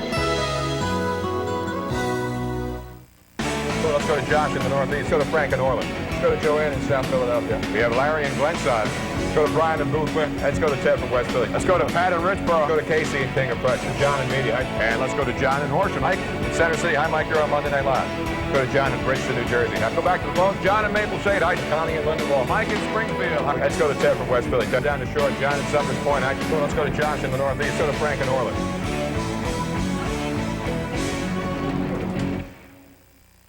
Welcome back to Franklin Field, everybody. We are at halftime. The Princeton Tigers are on top of this one, but we've still got an exciting second half to go. 14-9. Well, today, here on Homecoming, we honor many past champions, and one in particular. This is Francis Reds Bagnell, who was one of the Munger men. An interesting story he was, from water boy to standout football star. A tailback he was, who could throw the ball a little bit, too. Surprisingly there, Reds Bagnell racked up 904 yards, all-purpose yardage leader in Quaker football. He played back in 48, 49, and 50. Reds Bagnell eventually inducted into the National Football Foundation Hall of Fame and always immortalized, always remembered. Football and Reds Bagnell, Quaker football, synonymous with greatness. And welcome back, everybody. We are joined by the son of Reds Bagnell. Reds succumbed. He passed on heart failure. That was last July, and certainly the football world, in addition to the Bagnell family, we all miss him very much. Now, I did not, obviously, have the pleasure of watching your father play, but I read a lot and I've heard a lot. How can you enlighten us further? Looking back on my father, I grew up with it. To me, it was just sort of second nature in the house. Everybody told me he was good. I didn't realize how great he was until after the fact, and it's kind of a shame. But an All-American, third in the Heisman. In this day and age, it was eons ago. It was another time. They played both ways. But the tradition and legacy here at the University of Pennsylvania will live on. And I know he enjoyed playing here at Penn. He was a water boy at the time. It's just been fabulous. He had a hell of a career here in Philadelphia. That's an interesting story. Started off as a water boy and eventually made the team. How did that happen? Well, he just walked on, and one morning, and just sort of became a water boy. One of the interesting things, a little anecdote real quick, was when he went to sign his letter to come to Penn as a scholarship after spending 10 days at Notre Dame. He wanted to go to Penn, came back, and when he went in to sign his letter, he was wearing Coach George Munger's coach's jacket. And he hadn't bothered to take his name out of the jacket. And today we still have that jacket. George let him keep it. So, he was a water boy, and it's a Horatio Alger story, no question about it. Thanks for your thoughts. Your loss is definitely all of ours. I appreciate it. Thank you. We are at halftime when we return to Franklin Field, where the Princeton Tigers are on top by 5. Larry and Hench will have first half highlights and analysis. Again, 14-9 here at Franklin Field. She was everything a man could ever want, but I just had to let her go. She said, darling, we can work it out.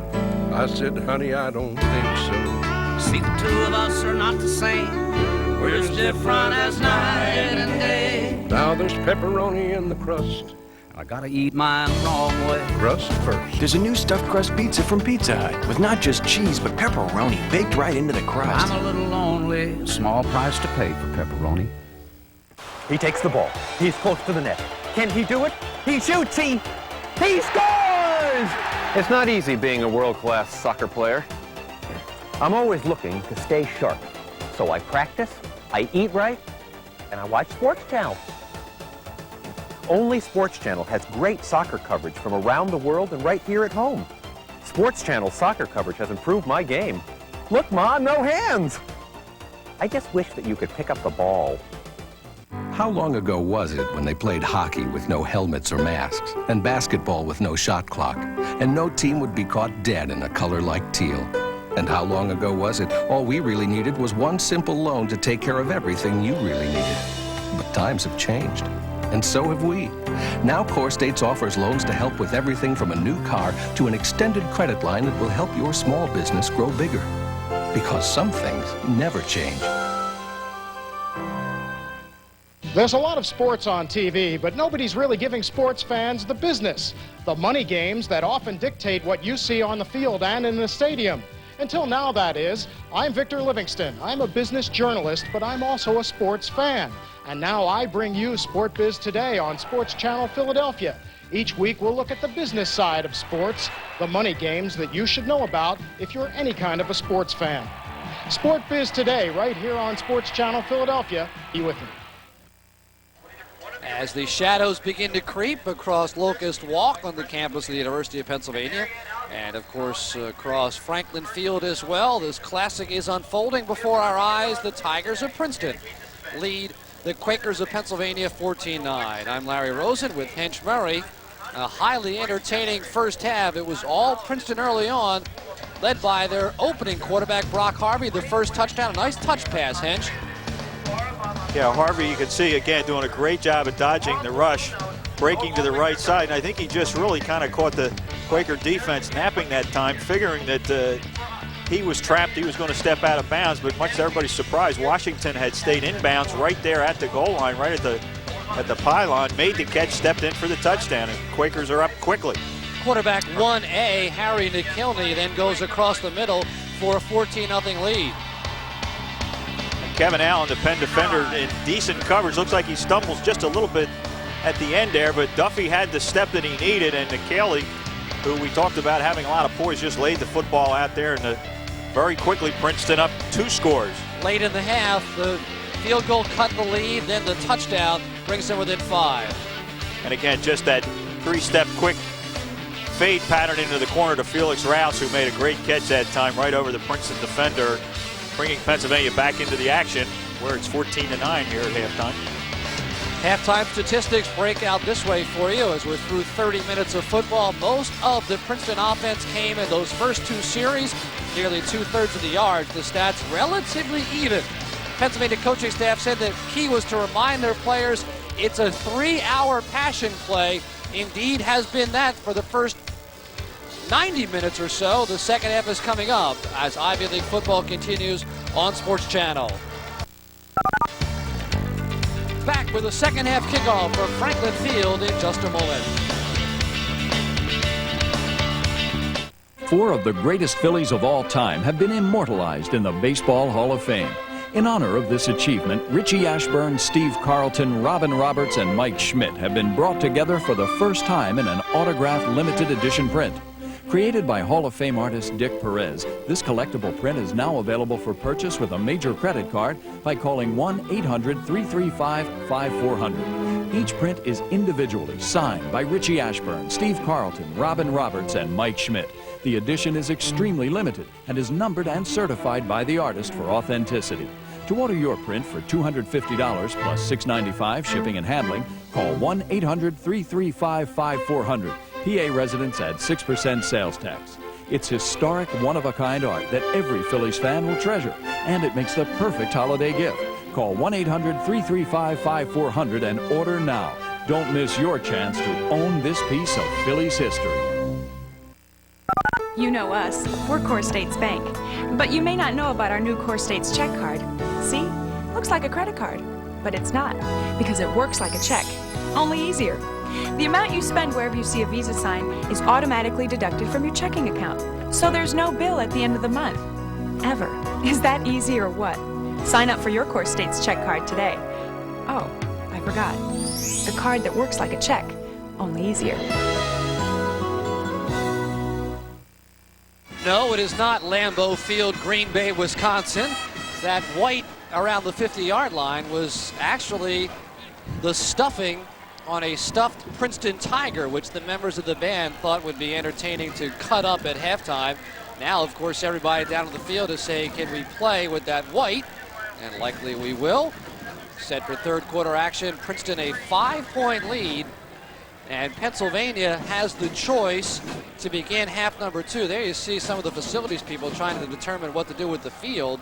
Pennsylvania Hench has elected to take the football to start the second half. So their choice to defer earlier in the game perhaps will come back to be an advantage here in the second half as they get their hands on the football, although they may have thought to reconsider that the way the way this game got started, with Princeton getting out to those 2 quick scores. And the cut-up activity out there, we do have a gentleman out there with a walkie-talkie, and they're trying to figure out exactly what to do with all that Tiger stuffing. They cut it, it spilled it, and it was split. a cut-up, as yes, you it said. Was. And they just kind of ran and figured it would be somebody else's responsibility, and no one has taken that duty. The official statistics show Mark DeRosa for Pennsylvania at 8 of 16 for 1 touchdown, 73 yards. The quarterback combo for Princeton adds up at 7 for 15 for 89 yards. A pair of touchdowns, 1 thrown by Brock Harvey, 1 thrown by Harry McKilney. And Pennsylvania had the momentum to end the half. Here comes the Zamboni look-alike contest winner out onto the field as the teams have lined up on the field, and before they go, we'll have a little bit of the vacuum act. There you see it. All right. No cheer for anything here.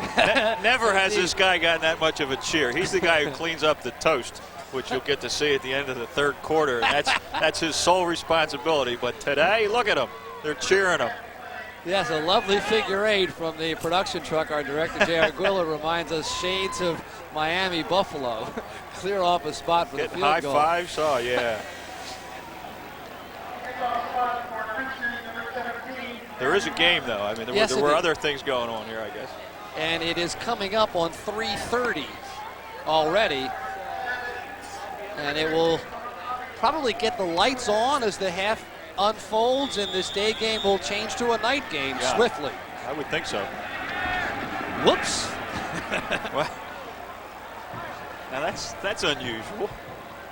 He kind of went up there like maybe he was going to take a whack at it, but he certainly had his coverage team fooled. Ben Mullinex wanted to respot the ball, and the team was at a charge. Here they come, and again, it's a short, wobbling kick, which will be bounced and through. Abbey and Fabish at the 1-yard line. Fabish is down right there at the 3-yard line.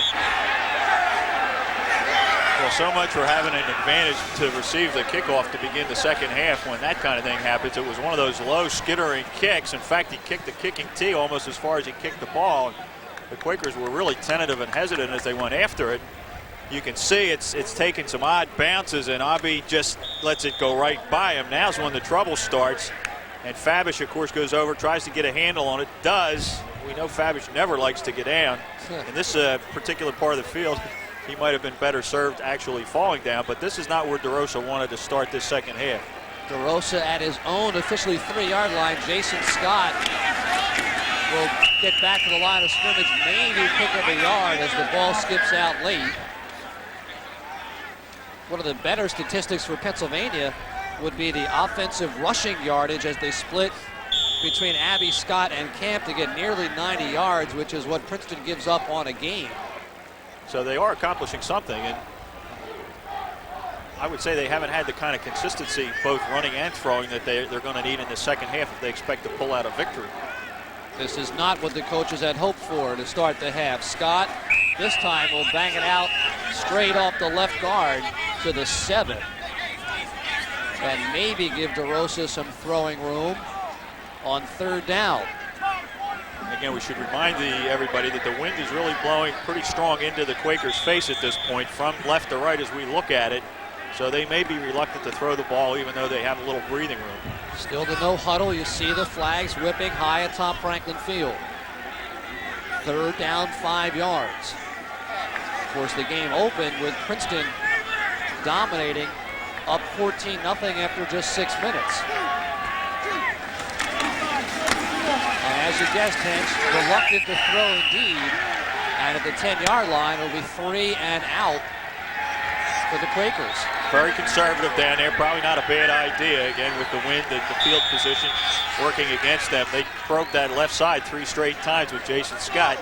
And, of course, didn't get enough for the first down. And Jeff Salvino has his work cut out as he kicks it out of his end zone into the wind. Princeton should get the football somewhere near the Pennsylvania 40-yard line if form holds.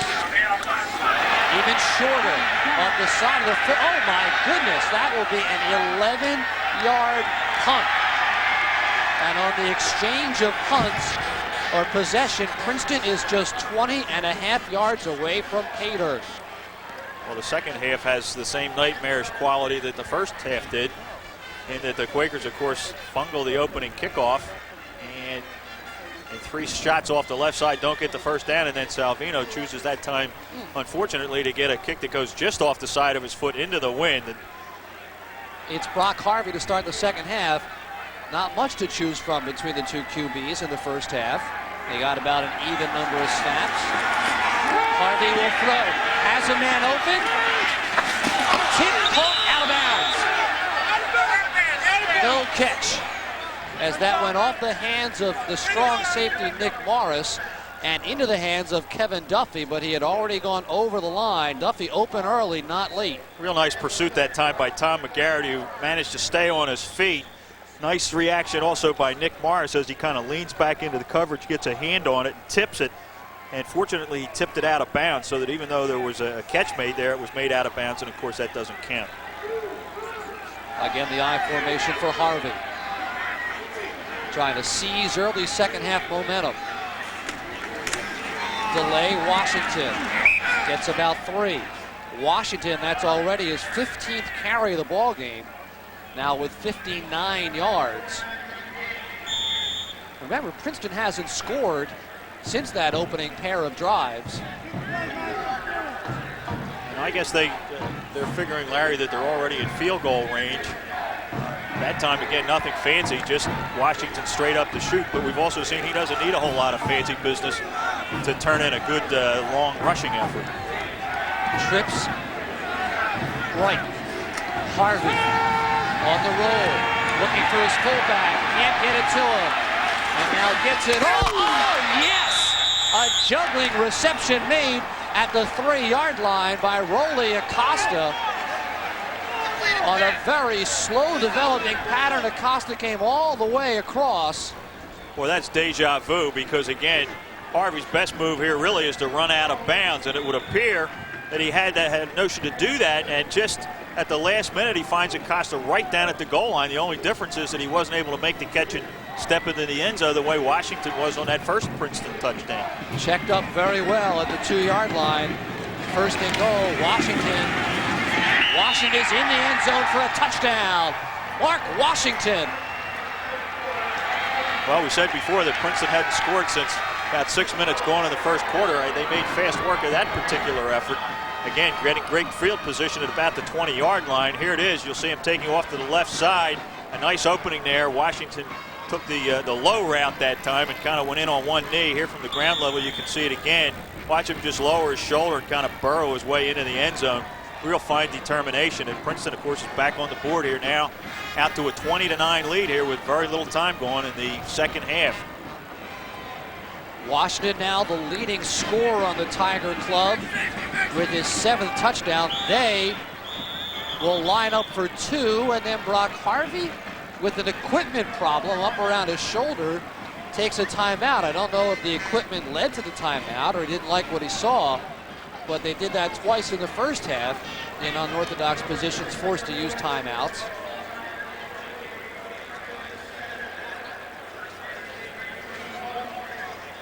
You're watching Ivy League football on SportsChannel. We'll come back with the Tiger decision and more in a moment from Franklin Field. Hey drivers, it's time for some Midas trivia. Which of these services does Midas specialize in? Brakes, exhaust, suspension, or all of the above? Need a little hint?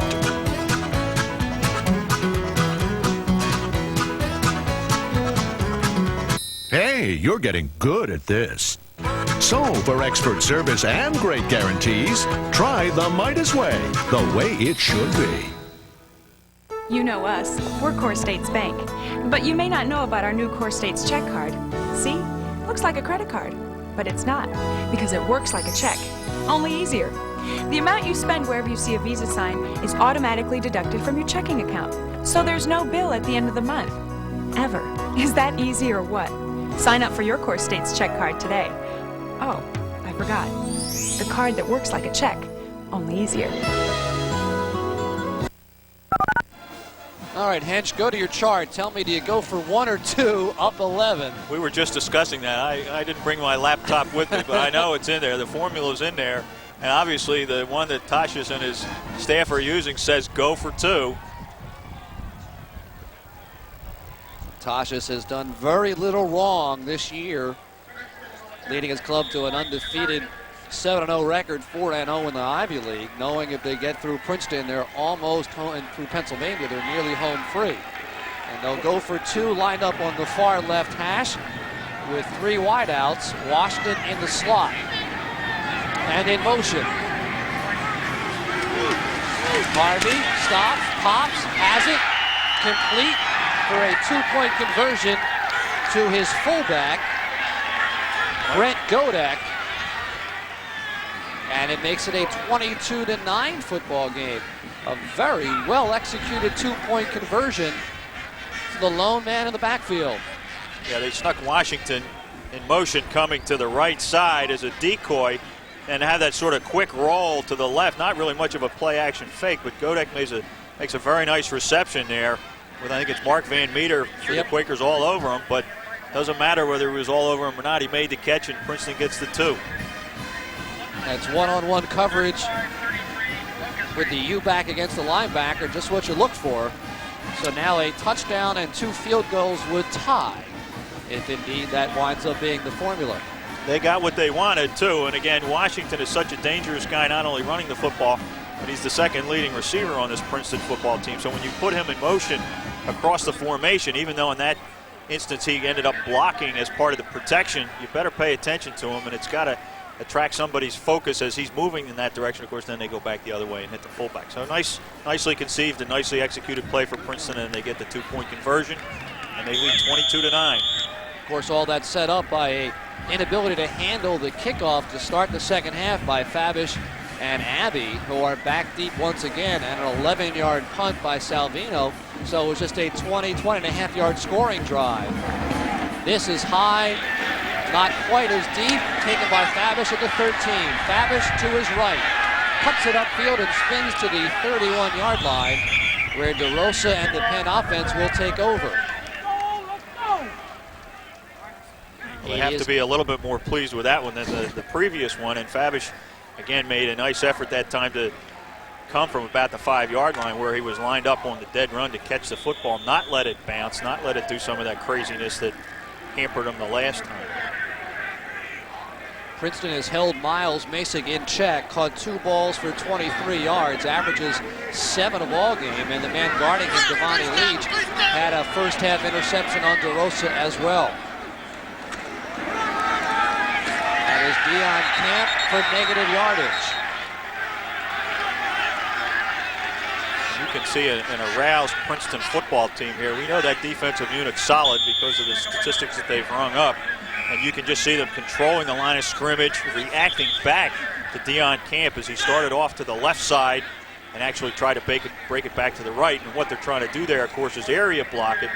And Princeton would have none of it. They reacted initially the correct way to the right side, then reacted back to the left and stopped Camp for really a loss of 2. And we got a Quaker shaking up there. Matt Julian, I believe that is. That's guard Matt Julian, who's having a hard time putting weight on the left leg, coming off with some assistance. And he'll be replaced by Adam Konish on the offensive line. That was a loss of 1.5 yards for Camp on his 3rd carry. He also limped off the field, number 25, now being attended to by the training staff. Not a particularly positive scenario for Bagnoli and the Quakers to open the second half. DeRosa under pressure gets it off underneath, and it's incomplete through the hands of Abbey at the 32-yard line. Well, that's what they wanted to do because Dave Patterson, the outstanding linebacker for Princeton, was in a blitz that time coming from his middle position. So circling Abbey out of the backfield into that little vacated zone was what they wanted, but he wasn't able to hold on to the football. 3rd and 11. A lot of open field to the near side for Felix Rouse, who's got single coverage with Rich Hill. Masig looks like he's being doubled on the outside. DeRosa looks for Rouse, can't get it to him, underneath and underthrown for Abbey, and it's the Tiger defense exploding off the field, 3 and out for Chuck Priority's offense one more time. Not a really effective throw that time by DeRosa. He was waiting for Felix Rouse to run the turn in that time. Didn't have time to get it there, tried to dump it off to Abbey, but it just wasn't a very good toss no matter what. Salvino's going to have to try it into the wind again. They've had 2 series, a total of 4 yards. First 4 minutes, second half. A little bit better, but still Princeton will start on the plus side of the 50-yard line at the 43, up by 13 points. Well, again, he didn't kick it to the sideline, and he didn't kick one that the wind could kind of just rip into and and stop its forward momentum, but he didn't get the right kind of spiral on that, Larry. It was kind of an inverted spiral, and the wind did its damage no matter what. And in case you could say it, that punt was still only about net 14. Harry McKilney back at quarterback. And McKilney on the roll. Stops, steps up, throwing the long ball, has a man! Complete and out of the hands. They're going to roll that incomplete. Kevin Duffy had it and jarred himself out inside the 10. It came out of his hands. Again, it's just going to be that deep post pattern that time. McKaley, who's supposed to be the better thrower of the two, has time, lays it out there for Duffy. It's going to be a nice catch. He can't quite catch it in stride, but looks like he has possession, but just until he hits the turf makes it fly free, I should say. Dana Lyons actually tries for the interception, but no dough. 2nd and 10. That could have been a backbreaker. To the up man, the fullback, Godek, no gain. And Ken Adelberger standing by. The Pennsylvania defense got a stern talking to, Kenneth? Yeah, just a bit, Larry. Actually, they're more concerned with Brock Harvey and his ability to scramble, as we saw in the last series for Princeton on offense. What they basically wanted to tell the secondary, that is the linebackers and the guys in the secondary, is get an angle on him. If you're going to pursue him, get an angle on him, take a lane, and then just go and get him. And everybody just keep to your own responsibility. It's that simple, Larry. Yeah, it's a tough thing to do, though, on the field. 3rd and 11. 7-step drop. McKilney tipped and nearly intercepted. It looked like Joey Allen, the inside linebacker, got a big bit on that one.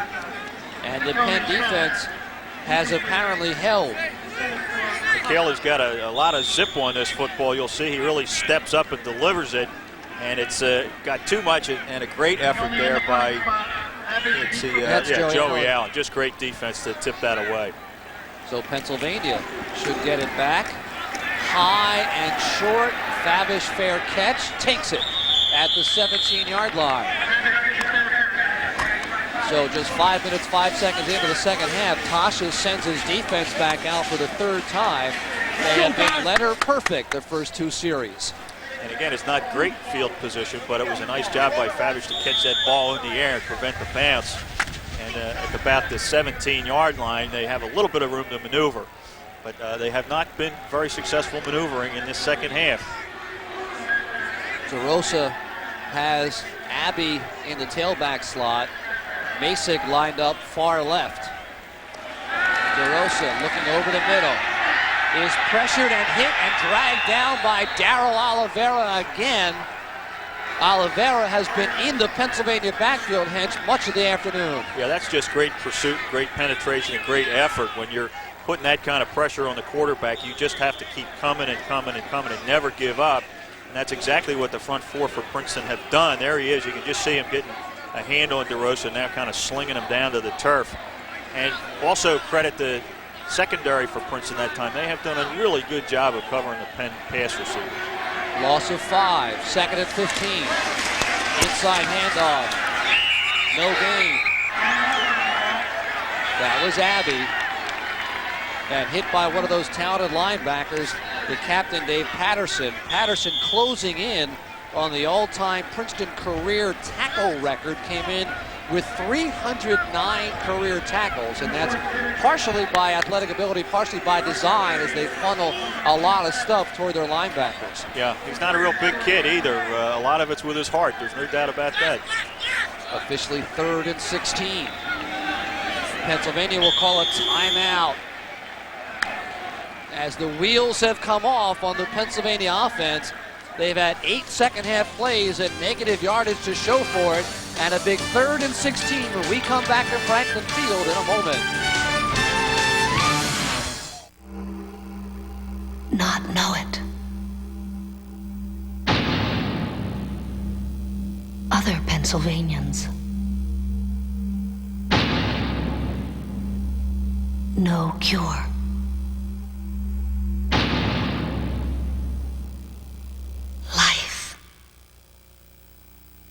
Don't be blind to diabetes.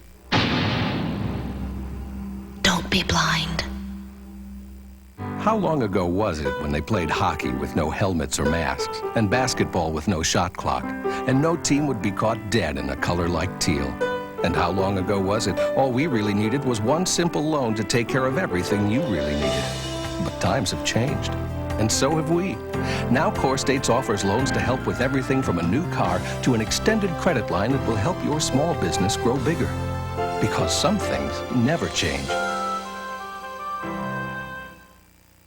3rd and 16 at the 12-yard line. Pennsylvania looking for a little bit of momentum, something to get them back in this football game. Down 13, and they have spent this first half of the third quarter all within their own 20-yard line. Officially 0 yards, half number 2. DeRosa, 5-step drop, stepping up, gets it off, has a man complete, and Fabish finds his way to the first down. Nifty little bit of dipsy-do about the 26-yard line for Fabish to get the first down. Well, very seldom does Fabish go down when the first guy gets a hand on him, and he's got that sort of football mentality craziness that he just wants to get the extra yard no matter what happens. And here's a perfect illustration. Nice work by DeRosa to dodge the rush, step up, and watch Fabish. It's almost as if his radar knows where that first down marker is. He leans forward and gets it and gets the Quakers out of the hole a little bit. At the 31. Good block, Mark Fleischauer to give DeRosa the extra time. The draw, Abbey takes it left. Abbey cuts it back, loses his footing, and gets a couple of yards. Tackle made by Jimmy Archie, the forcing safety on the run support. A lot of congestion again by that front four. They're giving the Quaker offensive line all they can handle, and that time he was kind of waiting for a block to set up by Eric Thompson so he could spring it back to the inside. It just never got there. Thompson wasn't able to execute it, and so he picked up about 2 instead of what might have been a much larger gain. 2nd and 8. 5-step drop to Rosen, looking, stepping, throwing, complete. Has Scott at the 40. First down, 44-yard line. Well conceived. And just when you're ready to count DeRosa out again, saying, well, he's throwing the ball in the dirt, he's taking the heat, he's not doing this, he's not doing that, he comes up with 2 just excellent bits of athletic effort and throwing the football right on the money. You'll see it again, dropping back. He's looking down the field. Now he goes to the outside. There's Jason Scott making the catch. Nice move to dip back to the inside. And again, watch how Scott shows that good vision, trying to pick his way down the field. Just enough for the first down yardage again. Sam Young on the tackle down the field. Scott. Looked like might have been a face mask, as you saw his head snap a little bit as Oliveri made the first contact. No flag. 3-yard gain to the 49-yard line. And boy, Oliveri makes an all-Ivy kind of play here, because if he doesn't get a paw on Scott right there and bring him down, Jason is to the corner and just about ready to head it up the sideline. That's a big league play by Oliveri. Yep, and that paw was around the shoulder. Certainly not a face mask. No, My sir. bad there. Clean as a whistle as he got him around the shoulder. And I guess that was a tiger paw, now that I think about it. I wasn't even that sharp the first time around. 2nd and 6. DeRosa over the middle. The first time he finds his tight end, Mattinelli, for a first down. And this, the best sustained drive of the day for Pennsylvania. 3 passing first downs. And again, if the Quakers can give DeRosa a little bit of time, just the time to get set up, nothing fancy here. He has not gone to Tinelli all afternoon. But as a tight end, we felt he was going to be featured a little bit in this game. Has not been till that toss right there, but that's money in the bank if he can get into that seam at about 10 yards and just let DeRosa rip it to him. At the 42-yard line. Into a stiff wind. DeRosa has lots of room on the bootleg. Stops and throws into coverage and intercepted. Intercepted, and back to the 42-yard line comes Jimmy Archie. There is a flag down on the play. I believe that is a post-possession flag, and the intersection will stand. Meanwhile, Miles Masick is down, and his helmet is off at the 24-yard line as he took a blow to the head. And what a turnabout. There's Miles, the team that has the most takeaways in Division I AA football, gets another Jimmy Archie. Watch this great fake by DeRosa coming left. Look how wide open he is. And he's going to look back to the crossing pattern for Masick, who was open. He was being trailed by 2 defenders, but he just never saw Archie, who was playing that deep third. Archie was doing what I was doing, Larry, and that is watching Masick. He saw DeRosa's eyes, and he just stepped in front for a well-executed interception, and actually a pretty easy one on that throw because he was coming back against the grain. And there's Miles on the bench. There was a holding penalty on the return, so Princeton will start at 1st and 10 at their own 25-yard line. Now Mark DeRosa intercepted again, not by the man in coverage, but by the man kind of playing center field, the free safety who stepped up. Brock Harvey at quarterback. The delay, Washington spins it for 3. Nice effort by Timmy Gage to make the first hit. Joey Allen, the other linebacker, polished him off. Again, Washington runs hard. It's pretty easy to see why he's rushed for over 700 yards for the season and probably another 100 today. There's Steve Tiadecki warming up on the sideline. We've seen that before. Just don't know whether that's window dressing or whether they're really ready to make a move. 2nd and 6 from the eye. And a whistle as several flags fly across the field, all at the line of scrimmage. Usually indicative of a procedure call.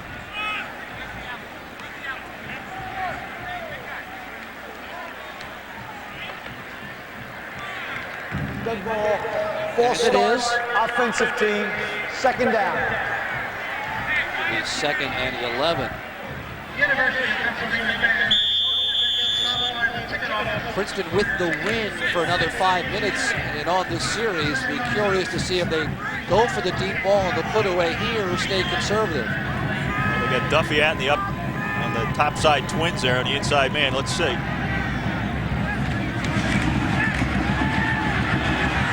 Screen right, Washington, lots of running room. Great move around McGarity and takes it all the way to the 45-yard line for a 1st down.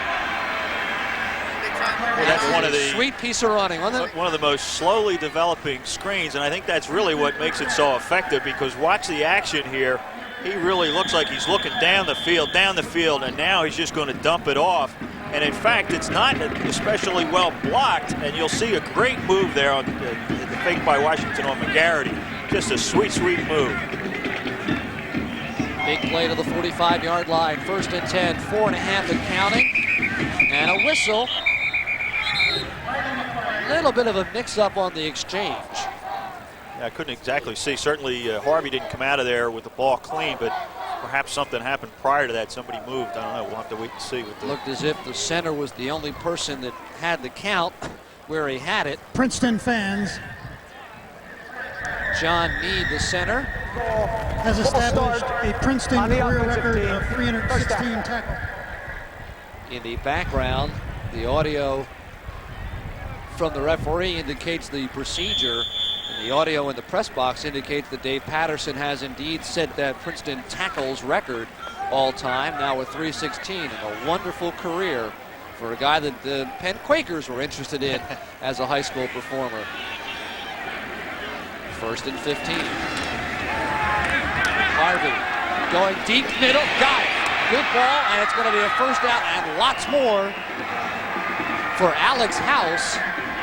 His first catch of the day as he found the spot soft in the underbelly of the zone at the 37-yard line. Yeah, they've had a lot of success with Duffy going straight down the field and really putting a lot of focus on the deep post. This time, as you said, Alex Rouse kind of circles in underneath it, and what a nice throw by Harvey, right on the spot. And he turns up the field with it, picks up a few more yards. And Princeton now showing some offensive flair here. And again, they've got the win for another 3.5 minutes, looking for what could be a put-away score. They give to Washington, Gage the first contact, and Allen helps put him on the ground for no gain, joined by Nick Morris. The run defense has been relatively good for Pennsylvania. Just been a couple of Brock Harvey scrambles and some well-executed over-the-middle passing plays. A lot of damage on the scrambles. And again, the thing you have to realize about Washington is that time Tim Gage, who's a pretty steady linebacker for the Quakers, had him and didn't have him. And on the previous effort a couple plays ago, McGarity had him in his sights but couldn't put him down. So Washington could do the damage. 2nd and 10. To the up back. Godek gets 2 yards as McGarity rides him down. at the 35.5. This is a big play here, yeah. Big 3rd and 8. And should they not get the first down, they're going to be confronted with a possible field goal attempt. It would be 50 yards or so, but with the wind at his back, it's a possibility. Big down for the Quakers.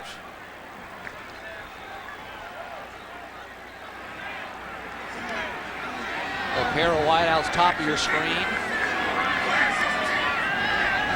Washington on the wing, stays in the block. Harvey gets away. Harvey spinning. Harvey in trouble. Is 30 yards away from the line of scrimmage. Has Washington, and that will be a loss of a yard. He threw that ball from back almost to his own 35-yard line. Threw it 25 yards in the air, all of it behind the line of scrimmage. And he's done this kind of stuff all day. Fortunately for Penn, Washington was sort of down on one knee when he made the catch. Watch him as he scrambles left, turns all the way. Watch McGarity force him real deep, and he just can't quite get enough on it. And Washington makes the reception on the ground, so we're going to punt. Princeton will indeed punt, going for the coffin corner. And not getting it. So Pennsylvania catches a little bit of a break as Harry McKilney puts it into the end zone. You're watching Ivy League football on Sports Channel. Pennsylvania, one more chance to close the gap in quarter number 3. Back to Franklin Field in a moment. Get set to hit the hardwood as the Big Ten Network brings you college hoops excitement all season long. Don't miss all the fast-breaking end-to-end action when the Big Ten takes on all comers and conference matchups are in your face as the run for the league championship heats up. Join us for all the full-court intensity when college basketball's best take it to the hoop on the Big Ten Network. Quench your Thursday night thirst for motor-powered excitement each week on Sports Channel. At 8, it's This Week in NASCAR. All the thunder and excitement of America's most popular racing circuit. Then at 9, Cycle World takes you inside the true wheel zone. And at 10, Motorsports Hour brings you the power of on-road, off-road, and no-road machines. This Week in NASCAR, Cycle World, and Motorsports Hour. Every Thursday night starting at 8, right here on Sports Channel. Well, this Ivy League officiating crew has had difficulty with the television timeouts, which are obviously a part of television this day. We had our field people saying time for an official television break. Mark DeRosa saw it, tried to tell the officials that he needed to take that TV timeout. They saw him put his hands together and charge Penn with a timeout. We are at Franklin Field, late quarter number 3, the Ivy League showdown between Pennsylvania and Princeton. Princeton, a 13-point lead. Interesting to see if that indeed will go as a charged timeout against Pennsylvania. Meanwhile, DeRosa hands off to Jason Scott, and he's hog-tied for a negative yardage by that tough linebacker, Dave Patterson, the all-time career tackle leader, shot the gap. Here comes Patterson. You're just going to see great quickness coming in here by Patterson. Again, Jason Scott can move, and Patterson, that was not a blitz, gang. That was just reading what was happening in front of him, taking a good angle to get there and showing that good acceleration to get Jason Scott at his feet, knock him down. Some guys don't have 300 tackles in their career, starting with Pop Warner right up through college. He's got 300 just in his college career. DeRosa has a ball tipped as they flooded the near side with Tonelli, Rouse, and Scott. The ball never got there. And it's 3rd down and 11 at the 19. This third quarter has been a nightmare for Pennsylvania.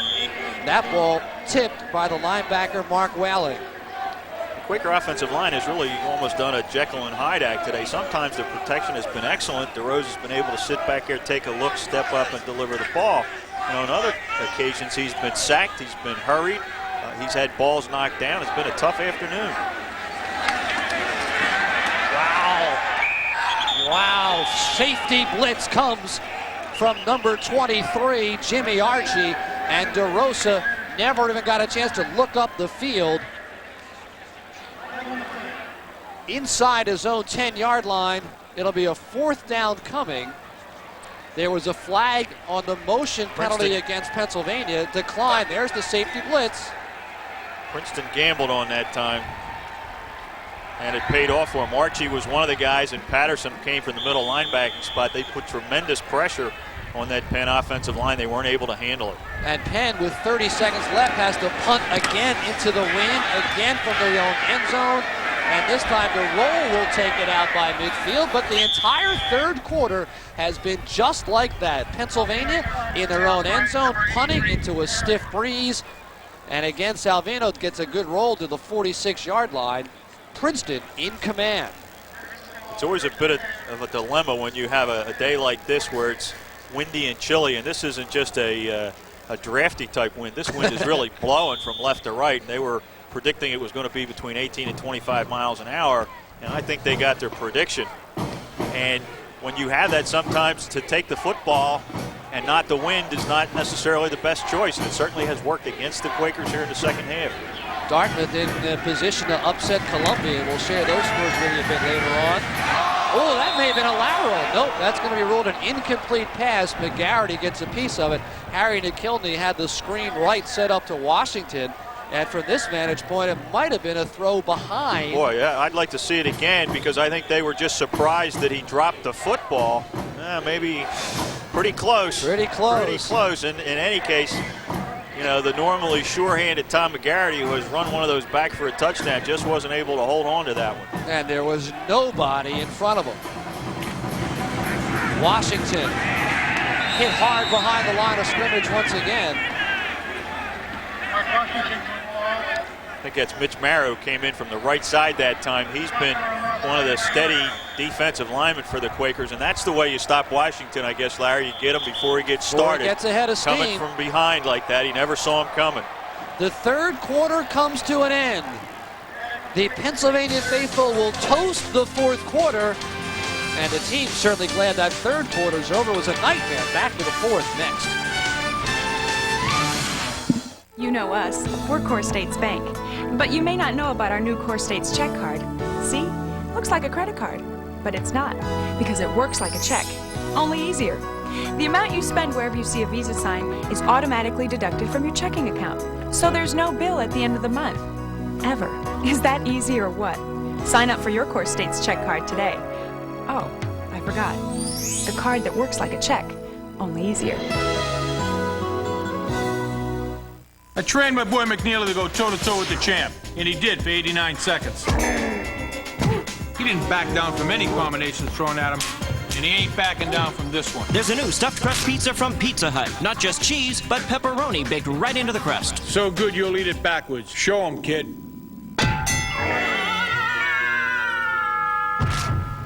Oh, boy. The new 1-2 combination cheese and pepperoni stuffed crust pizza. Hey, McNeely, how many slices am I holding? How to dress for a fun night out in Philly. Start with your favorite blue jeans. Add a tuxedo shirt, black tie, snappy jacket. Then top it off with your favorite accessories. Sounds strange?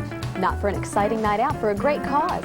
Hi, I'm Chris Gamble to tell you about the American Heart Association's Black Tie Blue Jeans Goes Hollywood. Join me November 4th for great food and drink, the Flaming Caucasians, and a raffle sponsored in part by Continental Airlines. Call 610-940-9540 for information. We'll be there. Will you? We're back and set for fourth quarter football, and as is tradition, Hench, the toast of the fourth quarter here at Franklin Field. And this homecoming crowd, they came loaded for bear. There it is, tomorrow's breakfast. Ken Atterberger, you hungry? I am very hungry. Plenty of I wish there were warm toast. Hey, look at this. I learned something last year, Larry, in doing this. The bagel, right? Now, what goes with the bagel? How about a little Philly cream cheese? I got it. I have my knife here somewhere. I don't know where it went. He fumbled it. How do you like this baby, huh? This one's going to end up somewhere in a restaurant in West Philly. That's the biggest piece of toast I've ever seen. They love it here. In the true tradition, the Penn streamers, they throw toast. They're toasting Penn right now, Larry. They're getting toasted by the Tigers of Princeton, who have a 3rd and 12. Thank you, Kenny. At the 48-yard line. Now it is Princeton going into the wind with a 13-point lead. See if Harry McKilney gets conservative.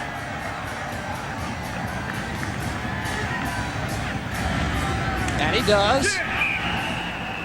Joey Allen from his inside linebacker spot comes up and takes him low because there was a nice hole developing to his left. That could have been a big problem. That might have resulted in first down yardage had not Joey Allen made a great effort to get back into this There you can see him. He's blocked, but even in the act of being blocked, he was able to get a hand on him and trip him up. And this could be the first turnaround for the Quakers as they get the wind at their back. That's a nice punt by McKilney. Fair caught by 2 men. Flag? Flag. Interesting. The fair catch was called for and taken by Brian Bonanno, but he and Mark Fabish kind of forehands on the ball, and then they were run into by number 52 Bob DeBolt. Well, Bonanno clearly had his hand up, indicating fair catch. We know Fabish, anytime he can get his hands on a football, is going to try, and I guess maybe he could penalize Fabish for interfering with the fair catch. On the kicking team. First down. Well, he hit 2 guys. You got 2 penalties. You can see Bonanno's clearly got the hand up waving. Fabish, of course, doesn't see that.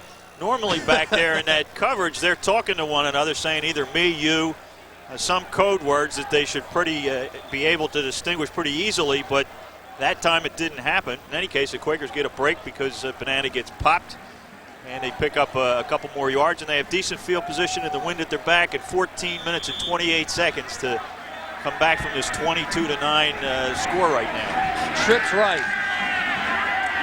DeRosa has his man Rouse at midfield and beyond. Stays in bounds down the sideline to the 37-yard line.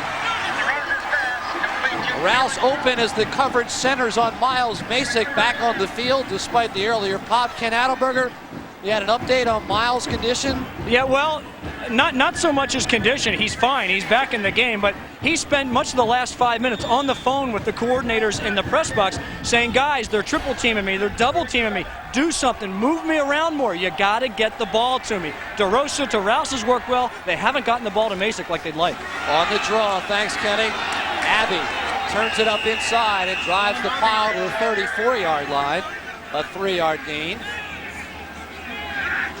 Decent patience that time by Abbey, letting the block of Matt Tonelli, the tight end on the right side, set up. Wasn't a big gain, but it could have been a 1-yard loss. Here you'll see it. He kind of heads straight up and waiting for Tonelli to make the block here, which he does. But the rest of the Princeton defense sort of reconvenes and squeezes him out. So it's still only about a 3-yard gain. Darryl Oliveira complaining for a hold and probably had a good argument. DeRosa in the pocket, over the middle, off the hands of Tonelli, and ruled incomplete at the 27-yard line. One of the things that we've observed with great regularity, Larry, is when DeRosa throws the football, of course, we're following the ball to see what receiver he's going to try to get it to. This time it's Tonelli, who is actually fairly well covered as he comes in from the right side there. A little bit late getting the football there. One of the linebackers got a hand on it, but as I surveyed the rest of the field, every other receiver had a white jersey right with him. Trips left. DeRosa looking left. DeRosa in trouble and down again. There are 5, count them, 5 Tigers surrounding DeRosa. That was Tim Green, who came from the outside on Princeton's right side. He was also the guy who just batted that last one down. And as DeRosa tries feebly at the end here, I should say, to roll to his left, boy, he gets clocked by Green. And the punt is away. Fair caught at the 11-yard line by Ludwig. And the long afternoon continues for that man, Al Bagnoli. And you can read the frustration on his face.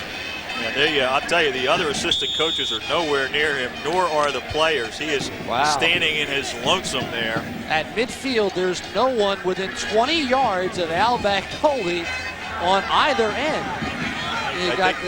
The reason is pretty obvious. That's wild. Brock Harvey back in. Brock Harvey to Washington. Washington picks his way to the 15. Before Morris gives it a 2-touch. Look at this Bagnoli. If you could just drift away from him a little bit, he is by his lonesome, and it has nothing to do with his hygiene, I tell you. That's strange.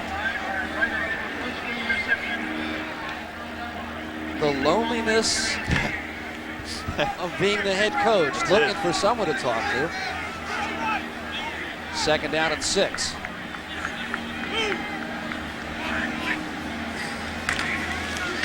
Misdirection, Washington into the teeth of the defense. as the front five for Pennsylvania had shifted left just prior to the snap, and they were there to greet Washington. The Quakers do a lot of that on defense, Larry. As you said, they'll take a position and before the ball snapped, move to one shoulder or the other shoulder. And what they really have is they have a predetermined angle that they're going to take, and they have great flexibility in terms of where they can line up as long as they get there when the ball snaps. 3rd and 4. Do you throw it? Big decision, Tasha's early fourth quarter. Harvey wants to run it. Harvey in trouble. Harvey around McGarity, put down by Allen at the 7-yard line. It looked to me, to my naive eyes, as that was meant to be a quarterback draw. I think Harvey was going to tuck it in and tuck it up. Watch his eyes. Well, it looks like he wants to come back and run it. It also looked like it wasn't a clear exchange. He sort of hesitated coming out from center. He also may have had the big eyeballs looking at that rush, too. Just don't know. From his end zone to Kilney. High and short into the wind. Fabish, 37-yard line, hitting his tracks. But great field position once again. Can't overemphasize the importance of the wind and the other elements. Pennsylvania going in with the wind at their back, in serious need of a score to take this one down the stretch at Franklin Field. How long ago was it when they played hockey with no helmets or masks, and basketball with no shot clock, and no team would be caught dead in a color like teal? And how long ago was it all we really needed was one simple loan to take care of everything you really needed? But times have changed, and so have we. Now Core States offers loans to help with everything from a new car to an extended credit line that will help your small business grow bigger. Because some things never change. Hey drivers, it's time for some Midas trivia. Which of these services does Midas specialize in? Brakes, exhaust, suspension, or all of the above? Need a little hint?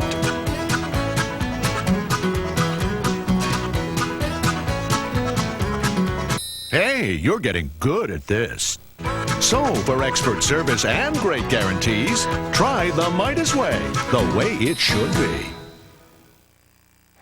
While we were gone, a holding against Princeton before the kick. Pennsylvania takes the penalty, puts Princeton all the way back at their own 3 and makes Nick Kilney kick it again. 10 men will charge. Nick Kilney gets it off high and extraordinarily short at the 30-yard line. Fabish.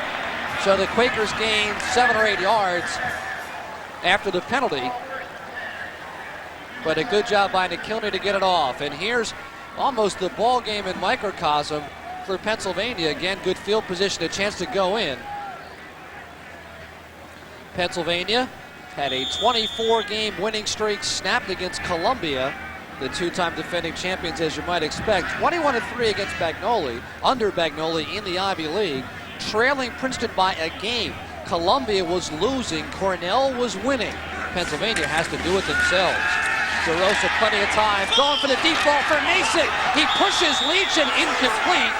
Leach wanted an offensive interference call and might have had an awful lot of reason, as Miles had both hands in the lower back of Damani Leach, and DeRosa slow getting up.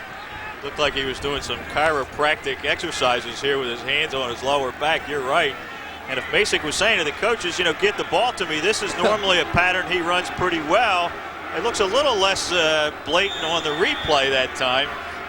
But certainly there was a collision. And actually what's ironic is normally that's a ball Masic's going to catch. Yeah. He got him one-on-one against a guy 5 inches shorter. And you want him to go up and pull it down. A lot of contact, no whistle, 2nd and 10. Again, DeRosa in trouble from Olivieri. Gets it off to Mason. Popped at the 20. Popped at the 19. Miles takes the hit from Ludwig. Well, he got 2 hits that time. One on the inside and one as he was going down. You're going to get a good look at it. But what a gutsy catch again. Instead of going down into the corner, he brings it back on the curl and gets sort of sandwiched in there. He gets another shot. Well, the last one wasn't on the head, but sounded loud. Look at that concentration right there. That first pop by Patterson, I think it is. And there's the second one coming in. But that was more of a shoulder. Yep, on Tim Green. Jason Scott. Scott on his feet. Scott to the 5-yard line. Good slashing run by Jason Scott. And the Quakers in business, 1st and goal. Well, you said it. It's a slashing effort that time off to the right side. And again, this is where if you don't give it that 110% effort, you might get knocked down in the backfield. But Scott picks his way right there. Again, sheds a couple of tackles, lowers the shoulder, goes airborne, not because he wanted to, but because of the hit. And the Quakers are knocking on the door. Masick and Leach, top of the screen alone. They'll come bottom of the field to Scott once more. The whole pile comes. The flag flies from the end zone, and you hear the crowd respond. May have been a block in the back against Pennsylvania. Quakers went to that zone blocking scheme. The area kind of looked coming to the right side where they just all kind of move in a wall-like fashion to the right side. And Scott's responsibility is to find a seam, and when he does, try to break it up. No seam really developed that time, but he kind of burrowed into the back of his lineman.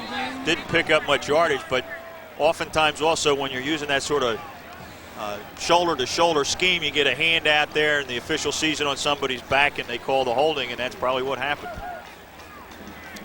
And down here, you don't want to give up those 10 yards, that's for sure.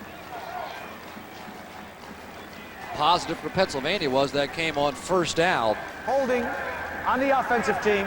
10-yard penalty from this spot of the foul. Still first down. And as you said earlier, Larry, we really have seen a reversal of this field position here. The Quakers playing deep in their own territory that whole third quarter, and it's just been completely reversed. Quakers are going to have their opportunities, but they're going to have to start taking advantage of them with 10 minutes left here in the football game. Again, it's Scott. Has the corner. Has half of that 10-yard penalty back to the 10-yard line. Good block on the outside by Bruce Rossignol, playing the up back. Again, you're going to also see a good effort by Tonelli out there, kind of screen blocking on number 4 right there. Puts him right on his back and allows Jason Scott to pick up that yardage. Again, Miles Masick has Damani Leach single coverage. Now they're going to look for it. Not there. To Rouse! Dropped. Rouse just barely got around right. Oh, they're calling that a touchdown. Oh, my goodness, that's a touchdown. Oh, my goodness. There's no other way to say it. First of all, how this ball even gets to Rouse at all is a miracle, because there are 3 Princeton defenders who are surrounding him. He was looking for Masick on the fade. Now, they've overruled it. It looks like they've overruled it. Incomplete pass. And here comes DeRosa. Boy, if we can get a shot of Al Bagnoli and Chuck Priori, they've not been real happy all afternoon. Here again, how he gets his football in there is miraculous. And he takes maybe half a step with half possession on it, but clearly he gets popped and the ball comes loose. So the officials, who have not been too consistent and not too self-assured all afternoon, have done it again here, changing their mind. Here you're going to take one more look at it. How does that football get in there? Oh, he never had it. I mean, he literally never had it. So get it right, guys, and he did. Great shot down there. You could see it on that angle. He never had possession. 3rd and 10, DeRosa over the top. Masick didn't even go that way. Masick checked up at the 3-yard line, and it was Damani Leach alone in the corner, as the fade pattern never really developed. And you just wonder whether that's one of those automatics. If they get a certain coverage, Masick breaks the pattern off and runs the hook. Apparently, DeRosa never got that cue, because you're going to see he's clearly throwing the fade. There's Masick standing at about the 5-yard line. And how about this? With 4th and goal on the 10, they're going to bring on Jeremiah to see what he can do. Masick is the holder. Princeton does not look like they believe they're going to get a field goal out of this. Timeout, Miles Masick. So poised, so long a part of the Pennsylvania repertoire has not been happening. Bagnoli saying why to his holder. You're watching Ivy League football on Sports Channel. Back with a key 4th down play for Pennsylvania in a moment from Franklin Field.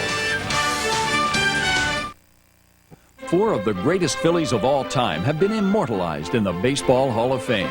In honor of this achievement, Richie Ashburn, Steve Carlton, Robin Roberts, and Mike Schmidt have been brought together for the first time in an autographed limited edition print. Created by Hall of Fame artist Dick Perez, this collectible print is now available for purchase with a major credit card by calling 1-800-335-5400. Each print is individually signed by Richie Ashburn, Steve Carlton, Robin Roberts, and Mike Schmidt.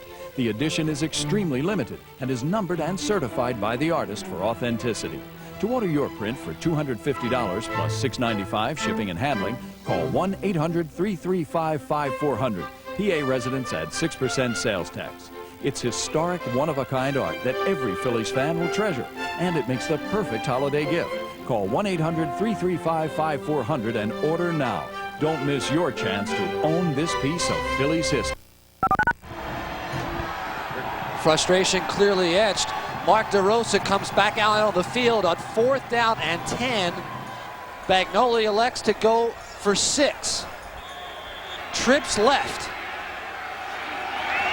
There's some confusion out there, and they're still going to have to fight the 25-second clock. DeRosa looking Mason. DeRosa throws to no one in particular. Double coverage. A ball that really never had a chance to get in there under serious pressure. And that offensive thrust ends with nothing. And again, as you were saying, Hench, a very difficult decision down 13 because there's not that many choices. Well, the field goal would have made it 22-12, of course, and that puts a 10-point difference between the two. That's a touchdown and a field goal. Again, here's Masick running the pattern. He's not open regardless, and of course there was great early pressure on DeRosa, so that it just wasn't going to work. Meanwhile, back live, Mark Washington running hard. Is the ball free? It's on the carpet. Looks like Princeton says they have it. Pennsylvania says they have it at the 16-yard line.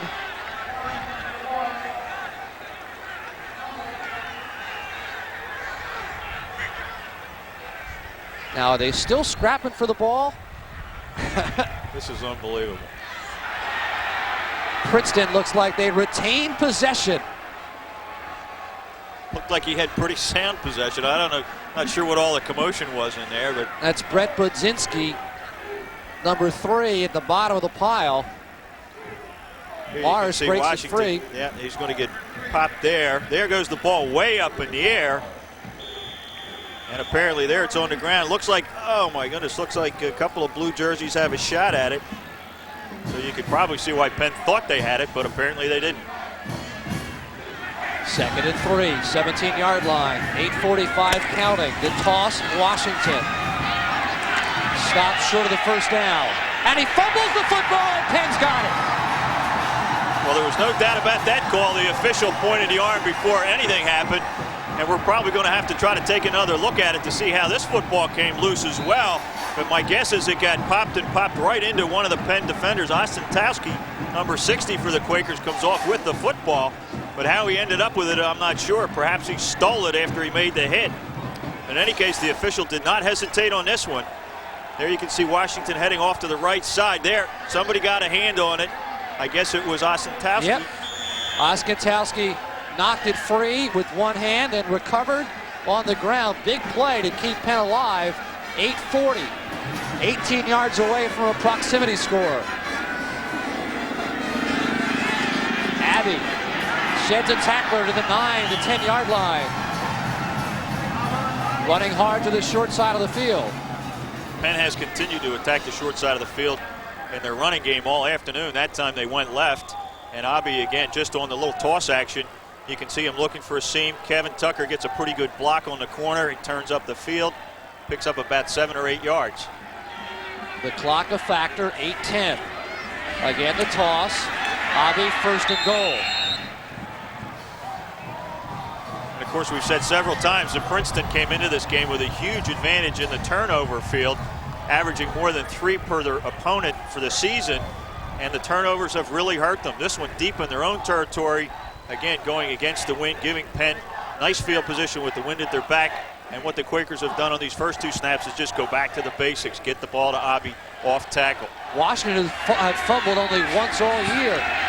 3rd time, not a charm for Amon on the left side. Washington had fumbled in one of the early series of the first game of the season, had not fumbled since then, fumbles on back-to-back plays. Second one recovered by Chris Ostentowski. Hard to believe. Some of that might be the field conditions again. We talked about the chill that's out here and the wind that's out here. They have not played under these kinds of conditions prior to this game. The other is that he may be taking a pounding out there too, Larry. This has been a pretty physical football game. Three wide receivers. DeRosa looking right, setting up, waiting, is hit by Darryl Oliveira again at the 16, the 15-yard line. And as you said a couple of times, Hench, you got to call these cover sacks as much as anything else. He had time to step up and throw, but nothing there. Yeah, that time he had Abbey coming out of the backfield. Watch, you're going to lose him in the picture here. He is wide open over in that left flat. He had the linebacker coverage, but DeRosa was looking right. Didn't have time to turn around and look left, but he was open for what probably could have been a touchdown. And again, confusion on the field. Looks like the Tigers are going to shut it down here. Timeout Princeton on 3rd and 15 with 6:46 remaining.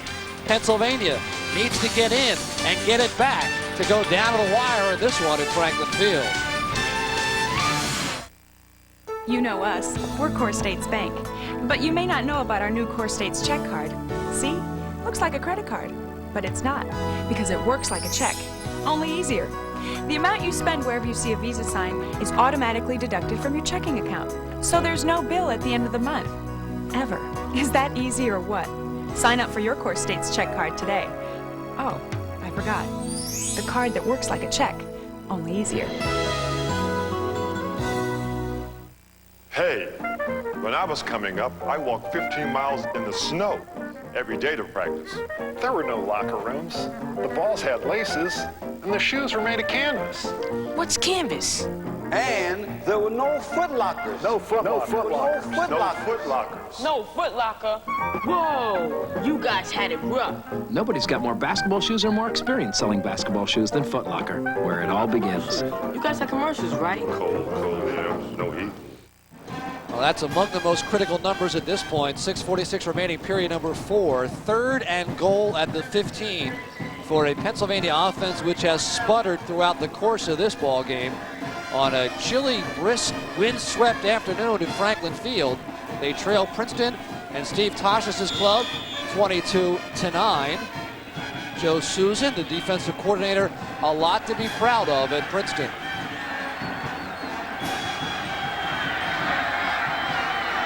Three wide outs. Princeton faking the blitz. They come with 4. DeRosa time to throw. It's tipped and incomplete. The tip made by the linebacker, Mark Whaling, as they tried to come back underneath on 3rd and 15. Yeah, one of the things they try to tell you is to throw through the alleys here. And again, this ball is thrown so low. Hit him in the head. It hits him right in the face mask. And you know, if he gets into the alley and gets through those arms, that's one thing, but he's got to have a little height on the toss as well. That time, that had no chance. And they come with the blitz on 4th and 15, and it's going to be a ruled an incomplete pass. The ball caught the referee in the head and knocked his hat off to no avail. That was the free safety, Jimmy Archie, as free as a free safety can get. They don't blitz often, but they've chosen some good spots. And Bagnoli can just take the headsets off. Here they come again. Again, it's Archie and it's Patterson. And as you said, that's 2 times in consecutive drives that they've had somebody right in his face. Patterson is right there, and he's running for his life. And DeRosa had no one to throw to, despite the ball hitting the official in the noggin. Would have been incomplete either way. Now trying to use up some clock. That's the up back, Brent Godek. Princeton. One thing we should say, Larry, is Penn has had its opportunities here in this 4th quarter to get even and perhaps take the lead, but they sure haven't been able to capitalize. Some of that is because Princeton is playing pretty good football. Brock Harvey at quarterback. Inside 6 minutes. 2nd and 6.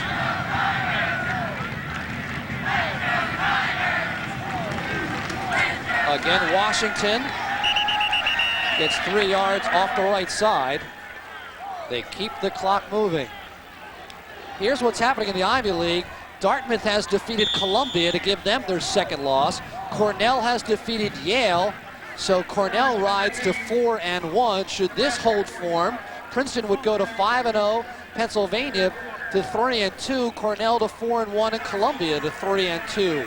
So the race has much more definition as of late this afternoon.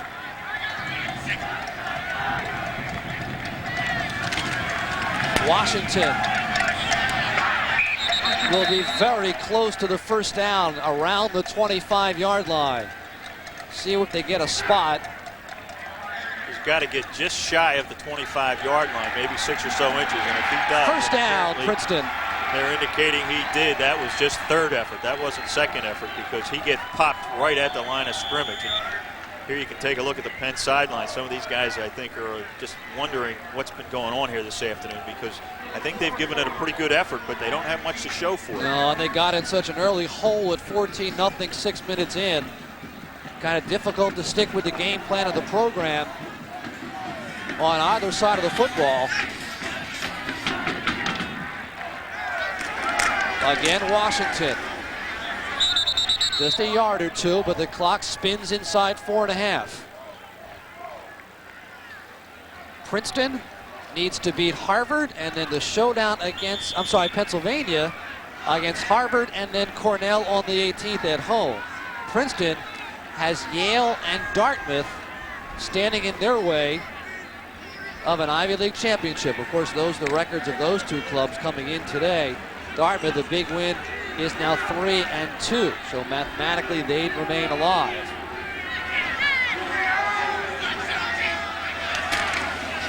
The fifth consecutive running play. Washington on the track has first down yardage at the 36. Coach Bagnoli on the sideline again expressing frustration. I think he felt they had a shot at Washington at the line of scrimmage. Weren't able to make him go down. And of course, when you get a good tough back like that, the linebackers you can see got just picked up, got scraped in there, had nowhere to go. And Joey Allen finally makes the tackle, but it's 10 yards down the field. And that's not going to stop this drive.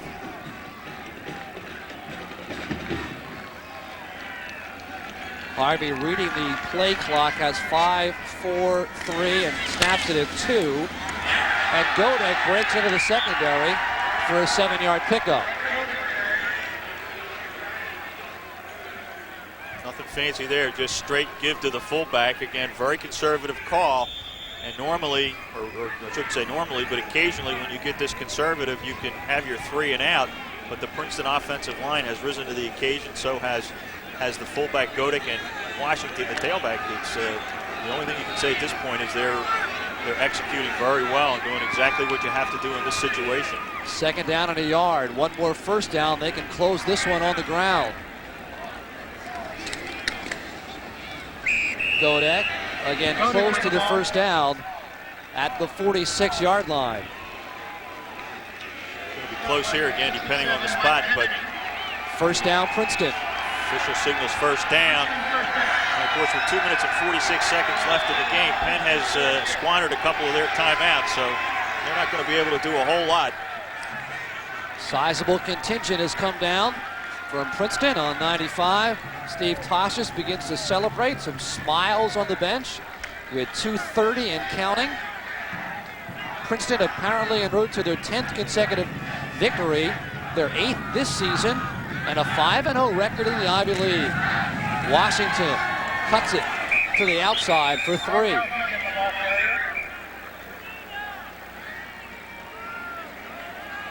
Princeton has not won an Ivy title since '92.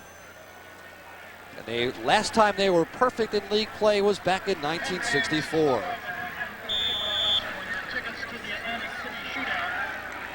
And this is obviously a season maker for that man. And the Pennsylvania defense has seen Mark Washington carry the ball 29 times for 95 yards, and you know he's going to get 30, maybe 31 and 32 on this final series. There he is. Another 3 yards. He's certainly been a workhorse, and having had a chance to watch him play here this afternoon, I'm sure our viewers can understand why he has rushed for almost 100 yards a game and why he's going to end up for 1,000 over this particular season. And the Quakers kind of have to just sit there and watch that clock. His day's work likely over. Looks like he might have dislocated that index finger on the right hand on his 30th and final carry with 1 minute remaining.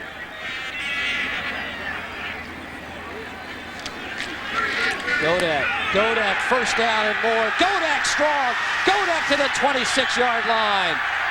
And they're leaping in exultation on the Princeton side of the field. Now they can pretty much go to one knee and say farewell to Pennsylvania. Tosches takes off the headset.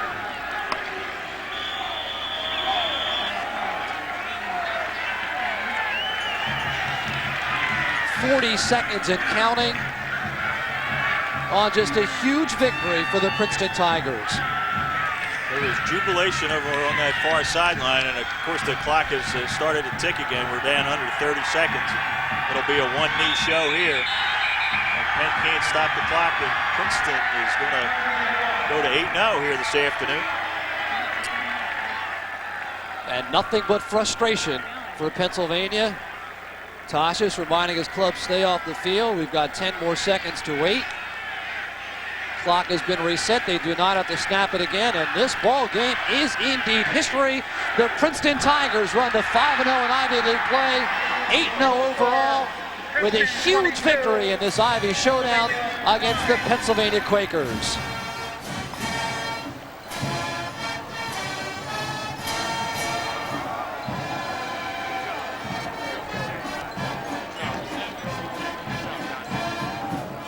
And despite the intensity of this rivalry, great to see the two clubs line up, shake hands and exchange pleasantries. A hard-hitting, hard-fought football game.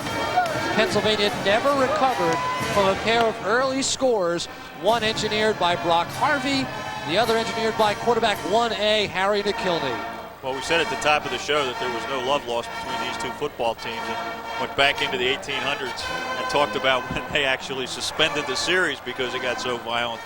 Well, this was a pretty violent, hard-hitting football game, and the execution in some areas of it, Larry, was really spotty. It didn't have the consistency actually for both teams that you might have expected when you're really playing for what amounted to the championship today. In spurts it was excellent, but there were other pieces of it where it was sloppy. Princeton uncharacteristically turning over the football, losing the battle of turnovers, which we wouldn't have expected. But what is nice about the Ivy League, I suppose, when it's all over, as you said, they will play next year. They're not going to worry about how rough and tumble it was and uncivilized. They're going to play again next year. Congratulations to the Princeton Tigers and a smiling Steve Tosches. There's a happy man. So the Princeton Tigers now just 2 victories away from undisputed championship. They put away the Pennsylvania Quakers at Franklin Field. How long ago was it when they played hockey with no helmets or masks, and basketball with no shot clock, and no team would be caught dead in a color like teal? And how long ago was it all we really needed was one simple loan to take care of everything you really needed? But times have changed, and so have we. Now Core States offers loans to help with everything from a new car to an extended credit line that will help your small business grow bigger. Because some things never change. Get the nation's top NFL and college selections from the pros on the Sports Advisors, America's #1 sports information program. Watch myself, Stu Feiner, Kevin Duffy, Ty Gaston, and Dr. Ron Bash. Catch the Sports Advisors right here, Saturday and Sunday at 10:30 a.m. And don't forget to call our free top selection phone line at 800-831-1710. Remember, the Sports Advisors, your source for college and pro football selections, Saturday and Sunday, 10:30 a.m. They're coming. The Sixers. The Wildcats. The Nittany Lions. The Big East. The Atlantic 10. The Big Ten. Your teams. Exclusively on SportsChannel. The channel for the basketball you want to watch.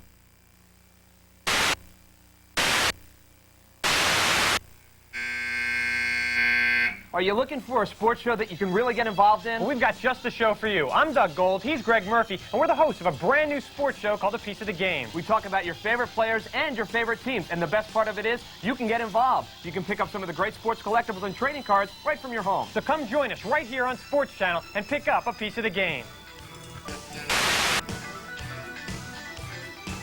32-161 TD. And so this war, this rivalry that dates back to Reconstruction, the 1870s, in 1995 at least, belongs to the Princeton Tigers with class, a 22-9 victory, just one touchdown in the second half, and of course it belonged to the Tigers of Princeton. It gave them that double-digit lead that they never relinquished.